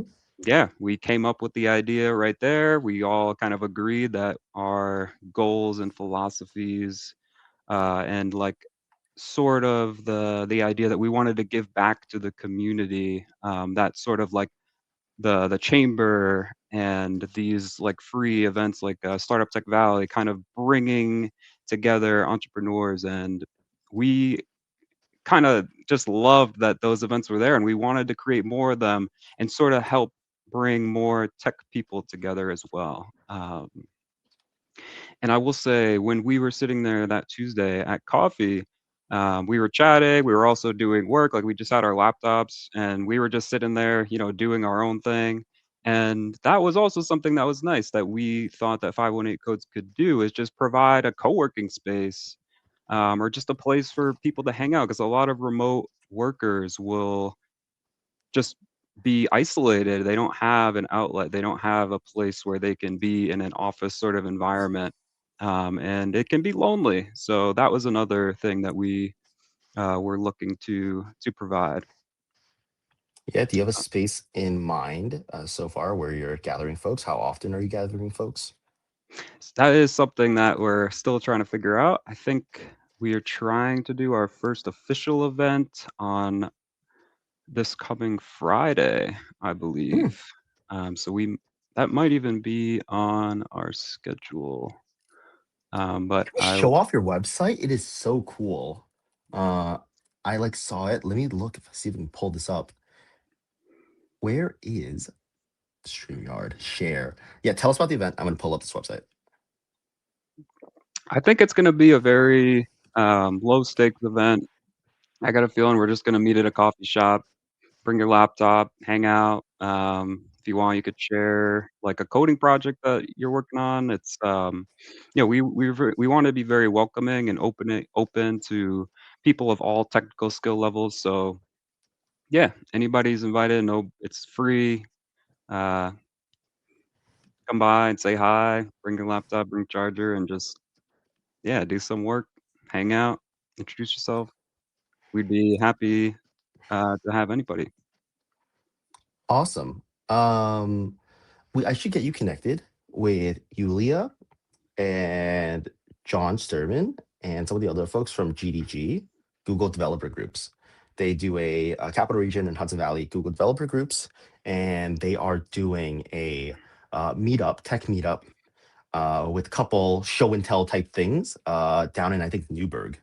So let me actually Okay. find the link for that. You guys should all go.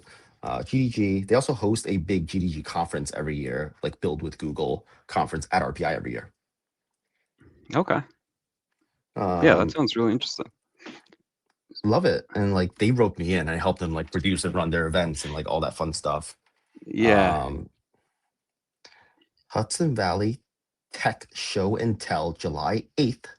Send you this link here and give you that in the chat. Post it to everyone. I'm gonna drop 518 codes in the chat here. Yeah. You can share it. And anyone in the capital region of any skill level, they're welcome. Yeah. Yeah. Anybody with a technical background, even if you're not technical, but you want to maybe go down that path and you just want to figure out where to get started, like we're all very open to like teaching, mentoring, that sort of thing. And how long ago did you start this group? So I want to say it wasn't this past Wednesday, or sorry, not this past Tuesday, but the Tuesday before. So it's been a thing for like 2 weeks, I want to say. We Yeah. just had our 2-week anniversary on Tuesday. So yeah, it's still Um, new.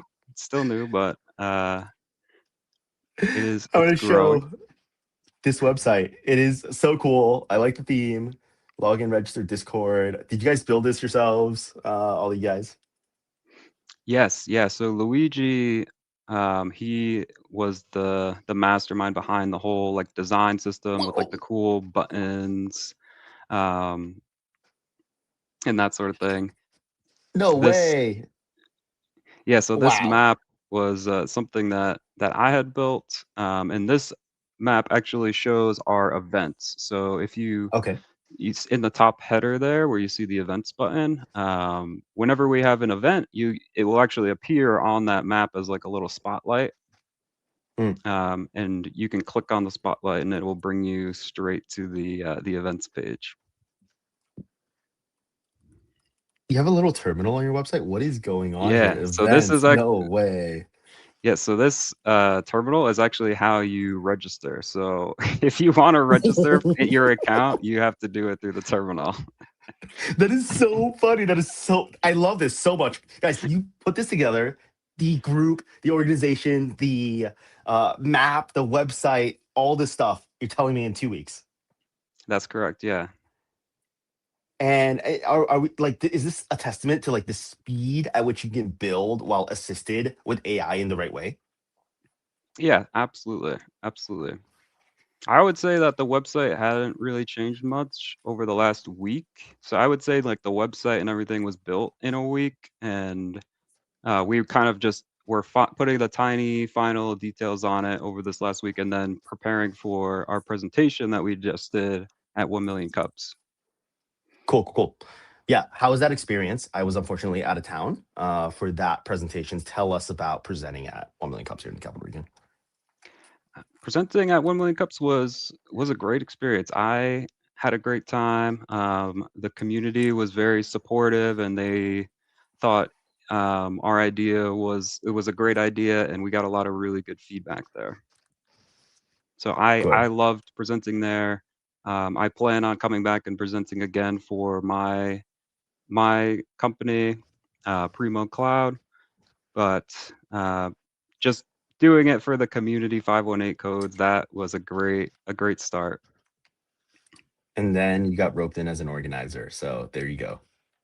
I did, yes, yeah. But I'm really looking forward to the summit. I think that's going to be an amazing experience, and I'm really looking forward to that. Absolutely. I want as many of our organizers and as many organizers from around the country to go, because all you have to do is spend the time, the 2.5, 3 days to go. We'll find a way to get you there, right? It is the messaging they're giving us. And so really excited to bring everyone from the capital region, because it helps not just get us closer, but also connect us to, like I mentioned, the rest of the country. And so you mentioned Primo Cloud. Will you share what that is with us? Sure. So that is very similar to Frank's business. It's kind of just like a small tech startup. It's just me, but I am building custom software. Basically, kind of like a as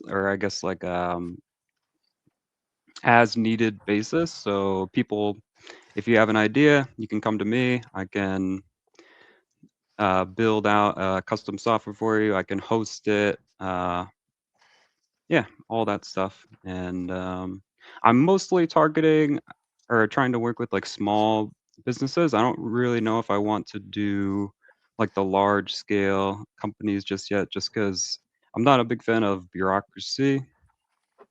But yeah, so I recently just started working with my first client this past week, and what I've been Tell us. doing for her is a lot of like social media sort of like automations, and I am using AI a little bit for that. But the way that I'm using it is kind of like not so much that social media is automated, but it kind of will like make suggestions that she can kind of like pick and choose which one she likes, and then she can edit them before sending them off on her own. So it's sort of just like helps her save time. She's very busy. She's got a lot of social media to like manage, and she wants to take the time to comment on everybody's post and like just uh, nurture these relationships through social media. And shaving off a couple seconds or a couple minutes here and there, I think, is one of the best ways to use AI. Do you remember when I called you? Well, I actually called you to get some feedback on how your presentation went this past week, and then accidentally, on purpose, sold you and made you an organizer of 1 Million Cups here. Do you remember what you said to me that you wanted to do for the organization? Really cool. Do I? You talked I about wanting to like automate like workflows, right? And like take all the yeah. stuff. Yeah. Like how does that happen? How do you think about like doing that for workflows, processes? Like we have what we have and we've been doing it since 2015. What is the process by which you'll come in and work with us to do that? And that serves as a model for maybe people to think about how to do that themselves with or without AI, right? Sure. So I mean, it always starts out as a conversation. So something I might ask you is, what's something that you find yourself doing over and over and over again that's like tedious and annoying, but it's like a repetitive task that you have to do every single time, but you I have to would, do it by hand. yeah, I would say it is scheduling the presenters, getting them into the system as a profile, then going into the back end and scheduling them onto the website, and just overall that collection of information from presenters, and showcasing it, because we need to make a graphic, we need to do the social media. We kind of somewhat have a process, but it's still very manual to get that information from presenters, so we can market them and display them on the website. Right. So what I would do is I would try to take an overarching end goal and kind of try and make that so that you only have to do one step, right? So you have a page that has all the inputs, you type everything in, and then it just boom, everything else is just done for you automatically. You don't have to go through a bunch of different menus to set things up. Everything just kind of falls into place through one, I guess, unified surface. Yeah, I like that, right? Like one input, one form, one even conversation, and it just goes into the places that needs to go to, and like um the results come out. We get the marketing with the website, we get the Discord post, we get all the stuff. Yeah, I like that, and it saves a lot of time. And then we're not missing things. We don't really have a checklist right now. It's kind of in my head and everyone's heads. And so if we can have a streamlined workflow where we don't miss things, like for example, right? We didn't end up with oh my god, Luigi 518 codes mentioned, put that in chat. We ended up not having a graphic for 518 codes because there was a breakdown in the process somewhere, where someone on the organizing team was supposed to go and reach out to one of you guys from 518 codes, and there's like 3 of you, and Frank was away on vacation, and the 2 of you were presenting, and the information didn't get relayed back to us, and then we didn't end up with a marketing graphic with your headshots and your 518 Kids logo, right? And so like making sure that doesn't happen Right. there, right? Right. Cool. Do you want to say good things about Luigi? Embarrassing. Oh, Luigi is a phenomenal developer, phenomenal person. I hear he's a phenomenal chef, and I'm gonna put him to the test because I've got a hell of a spice guard, and I want this guy to come over and chef some stuff up. So yeah, we were actually talking about doing like a cook and code event, maybe at the Tech Valley Center of Gravity. You know, just Okay. use the kitchen there. Yeah, Luigi is a phenomenal, phenomenal He cook. says, I'll be there.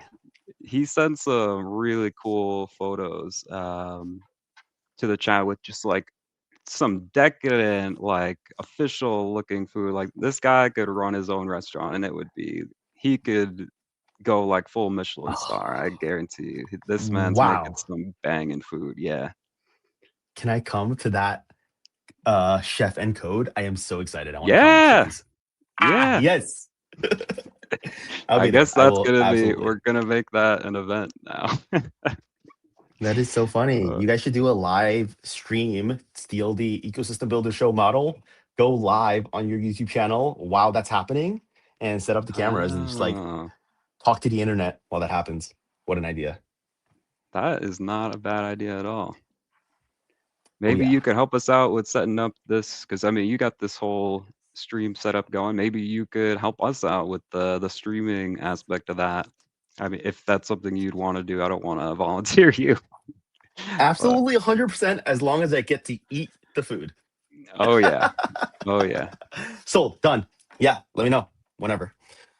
Cool. All right. All right. So we talked about 518 codes. We talked about Primo Cloud. Garrett, you reverse interview me. Hit me with a question. Sure. So I just saw on LinkedIn that you started a new position. Why don't you? What does that entail? What's the new position? You know, which new position did you see? Is an important question, Garrett. That's a good question. Could you list? Is there more than one? Could you list them out, and then it'll ring a bell? Yeah. Recently, I've been adding a couple things that I've been involved in to my profile. So I think last night I added advisor to Mirror, which is Haley Mirror. and Friends. That was it. Yeah. So that was, I've been working with Haley and Frank for a long time.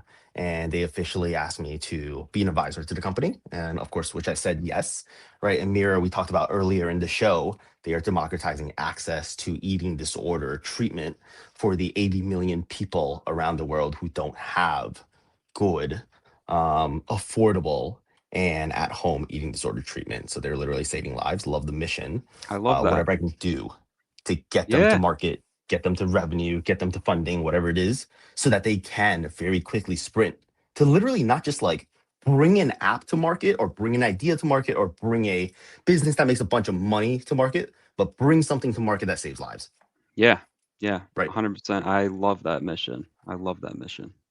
And they tangibly, I really believe, have something, and they just need a little support and connections. And I'm happy to provide those and just be a listening ear and share some of my experiences and connect them with other smarter than me mentors to push them along the way. They just like very oftentimes people just need people to believe in them, and absolutely 100% there.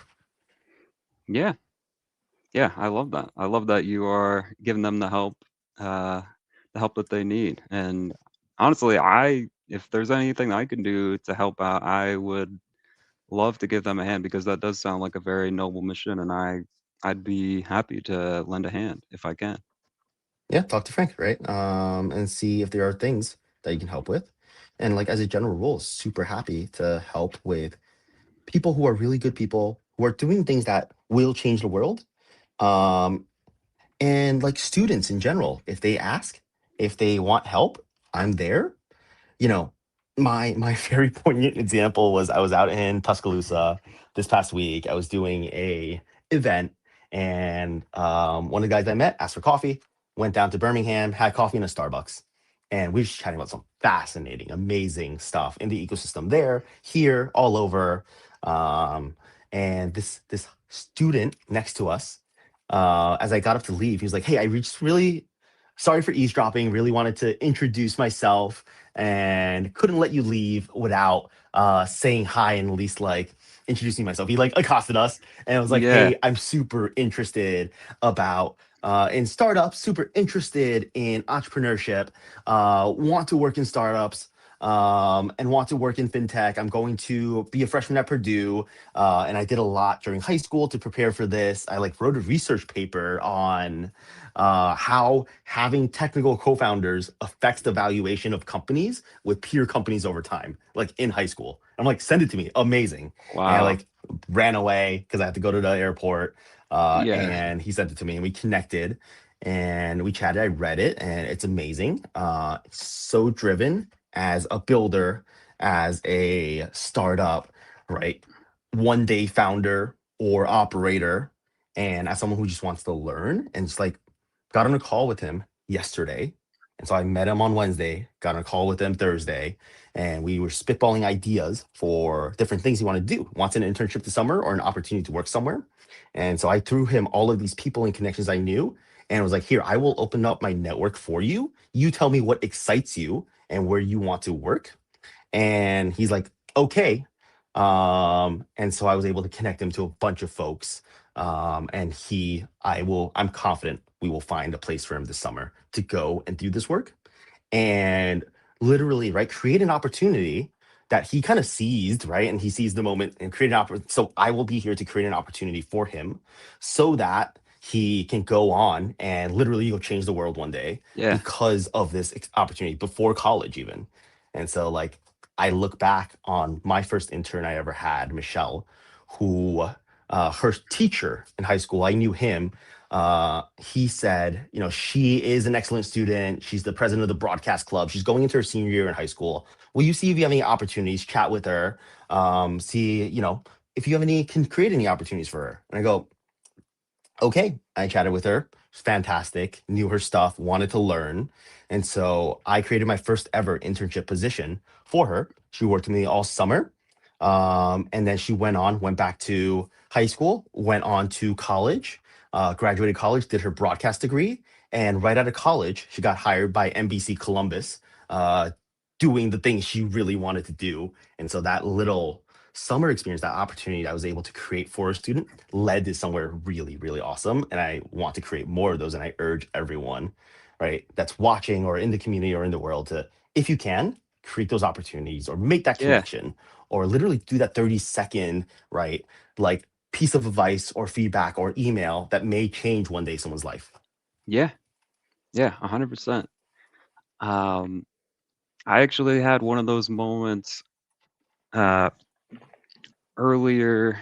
I mean, this past weekend, I went to a wedding and I had a couple friends from college that I hadn't seen in a long time. And one of them was somebody I was pretty close to when I went to RPI.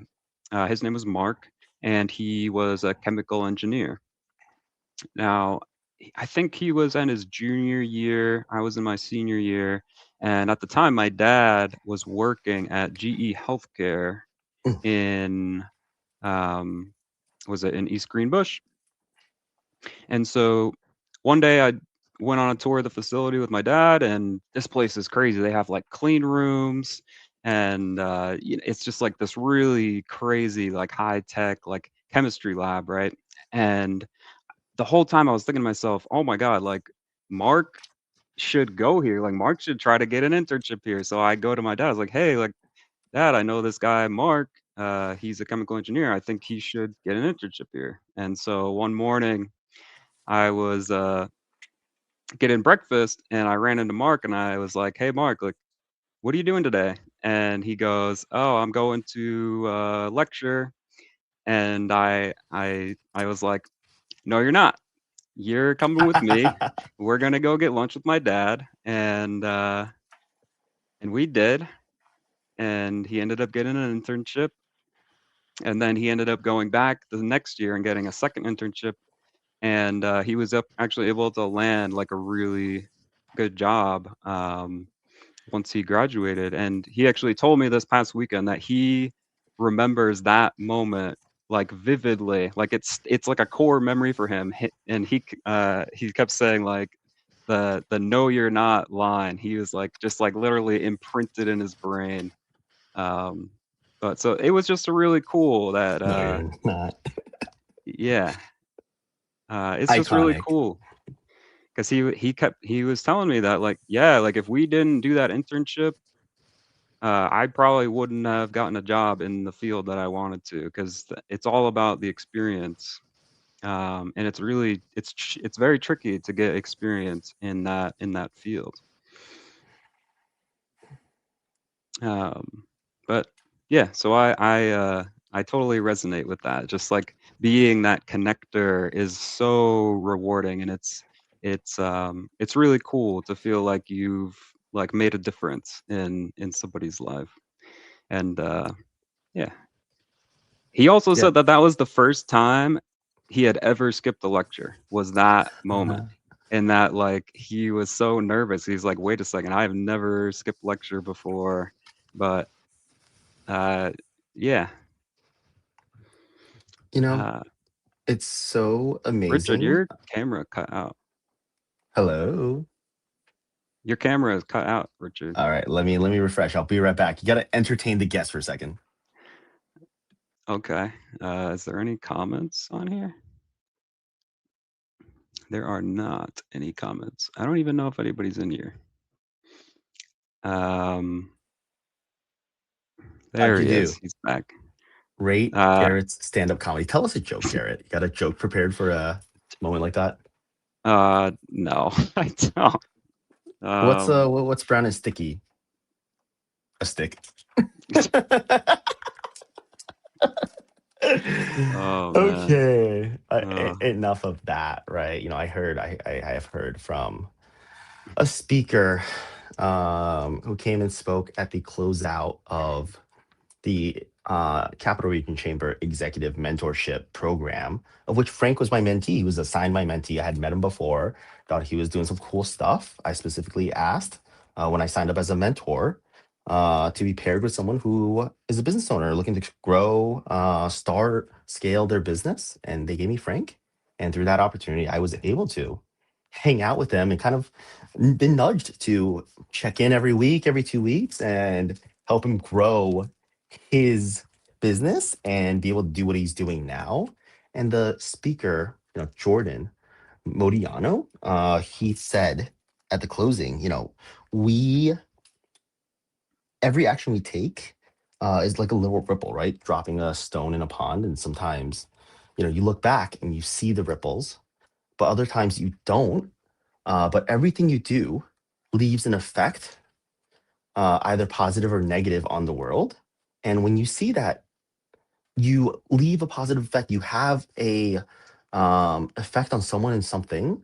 We need to celebrate those small wins, just like we did here today, because very often we don't have the luxury, we don't have the privilege, we don't have the um, for, fortune to see the impact we make on other people's lives or not, right? And like being able to see that, we need to cherish those moments of the Yeah. impacts that we actually do make and celebrate it, and share and be proud of both who we are and what other people have done, and like celebrate other people too, and just tell them, hey, you made this impact on me and you did this for Yeah. me. Because that's the best feeling ever, right? Absolutely. Absolutely. I'd love Oh, to. Okay. You got no, it's my first time. oh, first time viewer, first time caller. Yeah. Luigi, you're next. You were saying something, Garrett. Oh, Rich, I was gonna ask. So you mentioned that when we were talking about the LinkedIn opportunities, you had said it was one of many, or you're like, which one? So why don't you tell me a little bit about your other new positions? Absolutely. So I have a couple things I'm doing. One of the newer things is helping bring Good Neighbor Fund to the capital region. They call me chapter Yeah. director, whatever. Titles are, I hate titles. But All right. I raised my Very hand and nice. said, hey guys, how do I bring this program, Good Neighbor Fund, to the capital region? I talked to Jason Bartz. I know him. He's from Buffalo. And he started in 2023, along with a co-founder, this thing called Good Neighbor Fund. And the whole idea, and I had seen this over the years, right? 23, 24, 25. I was like, okay, Buffalo thing, pretty cool. They give $1,000 micro grants to people with big ideas, business owners, or someone with an idea for a project, or someone in the community, a nonprofit that needs to do something specific. And people apply for this. They put in a quick application. They no long pitch decks, no bureaucracy. Some information about you, some information about the organization, what you hope to do, what you want to do in the next 30 days, specifically, if we give you this $1,000, and how that will impact what you're doing, and a short 60-second video, so that we can just see who you are. We can see your personality, your passion for this thing, and just meet you virtually. And then the really cool part about this is that it's not some big institution that said, here's $10,000 for your community, whatever. It is literally people, community leaders who want to give back, who want to contribute, who said, we will donate $500 each a year. We will pool that money, get all this community support, have community buy-in, and we all vote together. We all hang out once a quarter and determine who the winner or winners are. So now it's not just me saying, I like your idea, or I like what you're doing, or you're my friend, I'm going to give you money, which I would never. I would make you earn it, Absolutely. because I'm harder on you because you're my friend, because I know I you can like do that. better. I like that. It is a group of folks who are leaders in the community, entrepreneurs or executives or funders, founders, friends, all our folks in the community in the capital region, right? That's why it's Good Neighbor Fund. And so each chapter gets money from their local region. And I have a great group of LPs who have come on board, and we have money in the bank right now to give out this $1,000, at least one, before the end of June. And breaking news, just because you asked, just because it got confirmed today, I am going to reveal when and what and how that is happening. All right. So Big on reveal. June 30th, Tuesday, June 30th, we will, in the evening, all gather as a community to celebrate the launch of Good Neighbor Fund and the first award or awards we will be giving out. alongside the Startup Tech Valley community as a joint Startup Tech Valley Good Neighbor Fund event at the Hub in downtown Troy, where we will Yeah. all get together, rally support, right, around the winners, who this group of folks who are givers in the community say, hey, we want to support you. We think you're doing something cool. We will throw our community support and our financial support behind you. And we invite the community from the capital region to come in and celebrate, have some food, have a drink. We've got food covered, pay for your own drinks, cash bar. And it's Yeah. not specifically about the $1,000. It is about what that can do as a signal to these people who are just getting off the ground. Yeah. Yes, it can help with a specific need or item or thing that they want or need for the next 30 days to use that on. But really, the true value, the extra value, and the bonus value is the connections they get to make with the community when they rally around them to support them Yeah. and say, we will uplift you. And we as a community think you're doing something amazing. And really, that is the core of Good Neighbor Fund. And so to that Ooh, end, right, I that's really giving me want, goosebumps. I love that. ooh, That is so good. So good. I really want everyone who has a big idea, anyone in the capital region here, whether or not you have a business yet, whether or not it has an entity, whether or not, right, it is up and running, uh, whether or not you're working on it full time, to submit an application. Really, really simple. It's 10 minutes, record a 60-second video and a couple pieces of information, and come be in the pool and the running for this, and it will roll over quarter after quarter. And we want to hear from you and support you. And even if you don't win, we'll see it, and we may choose to reach out and support you in your endeavors. And I want everyone who has a big idea, something that is impactful, right, to come and apply for this. And on the flip side, if you are a community leader who wants to support a mission like this, it is through a fiscal nonprofit sponsor, which means it is a 501c3, which means you get 100% of that as a donation credit to a nonprofit. And it's $500 1 year for the year. And you can re-up next year and keep joining us. And you get a seat at the table with this really, really cool group of limited partners, we call them. All the LPs come together, and they are the who's who of wanting to support entrepreneurs, business owners, creators, builders, doers. And we get to hang out once a quarter and have our own private little shindig while we pick the winner. And you get to feel good about supporting your community and supporting people who are building right in your backyard, right in your Yeah. neighborhood. So really I excited to love bring that to that. the capital region. I love that. That is brilliant. And And as I was thinking about applying for that, but now I'm thinking about maybe I want to actually donate instead. absolutely would love to have you. Because I know you are a good person, because you're a good role model. Just because someone has $500 they want to wave at us, right? We won't take their money if they're not a good role model. Someone who's not a good fit for this would be someone who just wants another logo, another title, another I did this, without actively engaging and wanting to support the community. But I know you're such a big community person. We would love to have you on board as an LP, and that goes for anyone, right? If you truly, genuinely want to help people who are building things in our backyard, would love to have you. And the third piece here is, I know we have a national and global audience listening to this. If you guys want to start a Good Neighbor Fund and bring this to your community, you absolutely can.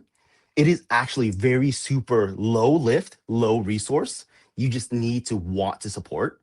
Jason, he's created an amazing set of tools, handbooks, playbooks, graphics, infrastructure, the website. We just go and use their backend. I didn't have to build any tooling. I didn't have to Yeah. build any entity. We have through Boot Sector, which is a fiscal nonprofit sponsor out of Buffalo. We have a bank account and we have all these things. It's drop and go, plug and play. And I was able to reach out to my connections and folks in the community here in the capital region and say, hey, you want in $500? They said yes. And I was able to just send them a link. All the back office stuff is done, which made it so easy That's for me to say, amazing. yes, I can bring this here, right? Because if I have to build anything, I can't do it. Yeah. If I, right, can say, all right, let's connect great people who want to fund great ideas and bring in great ideas, super easy. I just go have conversations. I didn't have to build tech. I didn't have to build infrastructure. Yeah. And this is ready and deployable anywhere. They started in Buffalo and Denver in 2023. Myself and Caitlin Zabrowski, she's in Central New York.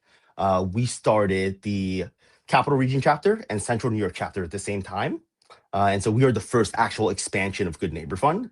And I really want Good Neighbor Fund to grow 10, 20, 30, 100 communities all over the country, like 1 Million Cups has grown using this infrastructure and this model, because local community leaders are empowered, right, to say, yes, I want to raise Yeah. my hand and do this. And it's such an easy lift for them to rally their crew and their ecosystem, because everything is built. Props to Jason Bartz and team on doing this.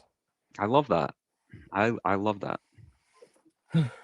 Yeah, Good Neighbor Fund. Yeah, I completely agree with Luigi. Thanks for coming to my TED Talk. VC's evil and stressful. I'm gonna share. I'm gonna show off the Good Neighbor Fund website. It is like Jason Bartz, he's a builder. Good Neighbor .fund. It is very retro. Go ahead and put that up in the chat here in a second. Share this window. I'm still learning how to use a Mac here. Is it your first one? When did you get it? Yeah, it's my first one. I got it about 3 days ago. Oh, wow. Yeah, that's very new. Okay. So I'm dailying a Mac now to see if I like it or not, because I have all the other stuff I was saying earlier in the show. Got an iPhone that was gifted to me because my phone broke. Got AirPods that were gifted to me for Christmas. Got a watch for super cheap. I would love to do. You ever watch Linus Tech Tips? I'm sure you do, right? Every now and again. You seen Scrapyard Wars? I have not. No. They have like a set budget. It's kind of a game show format. 2 teams go and compete and build the best PC using like the budget, and they have to go find stuff on Marketplace. They have to find stuff on Craigslist. Yeah. I want to do a version of that, something like that in that format, a competition. Oh yeah, I would love to do that. Good Neighbor Fund. This is the website, and it's very like Windows 95 retro, old. That's right? Cool. There's like a little AOL. That's funny. I love that. That's and this like persistent chat. Jason and crew built all this little pitch, little window. It's so funny. Yeah. And the thing behind this is like in the early days of the internet, when the internet looked like this, you did not need permission to go build something. You just did it. Yeah. Right. We don't need permission to go and help businesses and help people. We're just going to do it as a community. I love that. So $1,000 micro grants, submit your pitch right on the website. Since 2023, nationally, 34 businesses funded, 80% women owned, 52% BIPOC owned businesses. Really, the amazing people that we're supporting from all different backgrounds, all different walks of life. We love to do that and be inclusive. And so, very happy to be part of this. It's a very noble goal, noble effort. I love what we have going on here. That's amazing. Oh, amazing. The grant was far more than a financial contribution to jumpstarting my business. It provided validation for an idea and passion I've had for some time. Support and encouragement to realize the dream of entrepreneurship after a 22-year teaching career, says Tracy. Wow. Who got one of the funds. Wow. I love that. That's it, right? It's sometimes validation. You just need a little bit of money, and most importantly, a community that believes in you to get an entrepreneur, to get a business off the ground, to change not just their lives, but the community and everyone as a whole. 100%. I feel like when you don't have access to these community entrepreneur resources and you're kind of giving your ideas to people who aren't in the entrepreneurial world, sometimes you can be met with a lot of skepticism and it can be really disheartening. But something that I found is that in these entrepreneurial communities, people are very uplifting and very supportive. And they're like, you have an idea? I love it. Like, go chase it, go do it. I think that's it's awesome to have these types of communities that are supportive. And it's it's very crucial, I think, for helping or for getting more people to believe in themselves. 100%. Yeah, All types of it's businesses, amazing. right? You look at the awardee map, all types of businesses, small and large, Main Street and scalable, that could be winners. And these are all winners. Makery Creation Cafe is a post-pandemic art studio and classroom in Allentown, designed for those craving creative outlets beyond bars or restaurants. With large ongoing workshops, they foster a collaborative environment where makers of all skill levels can explore and learn together. Cool. And the cool thing is we get a giant check with Yeah, I love that. our chapter. And so we get to take pictures with people and they get presented a giant check. And so that's super cool. Yeah, Love it so much. Thank you for asking. yeah, All absolutely. right.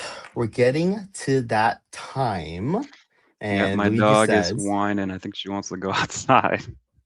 Used to I work at used to work at Apple. Whoa! So let me know if you need help making the switch. Absolutely. Let's connect. Will you just send me a message? Let's do it. Some things I'm like, how do I do this thing? And I earlier in the show just discovered a little piece of Apple Magic, which was copy and from my Mac automatically, and I pasted it on my phone. I was like, whoa, I didn't even intend to do it. And the link was the right link that I needed right on my phone. And so that piece of Apple Magic was kind of cool. I love that. All right.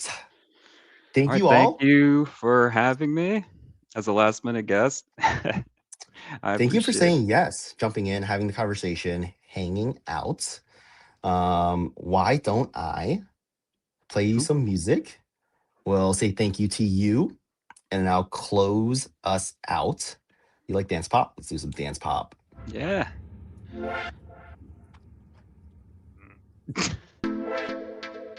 There it is. Garrett, thank you so much for coming on. Really appreciate you. Thank If you you for guys having me. want to be a guest, come on the show. Let me know. Reach out to me. You know where to find me. If not, figure out how to find me. I'm not that hard to find. We are on YouTube, Ecosystem Builders Show, right on YouTube. We are live every Friday, 3 p.m.-ish Eastern.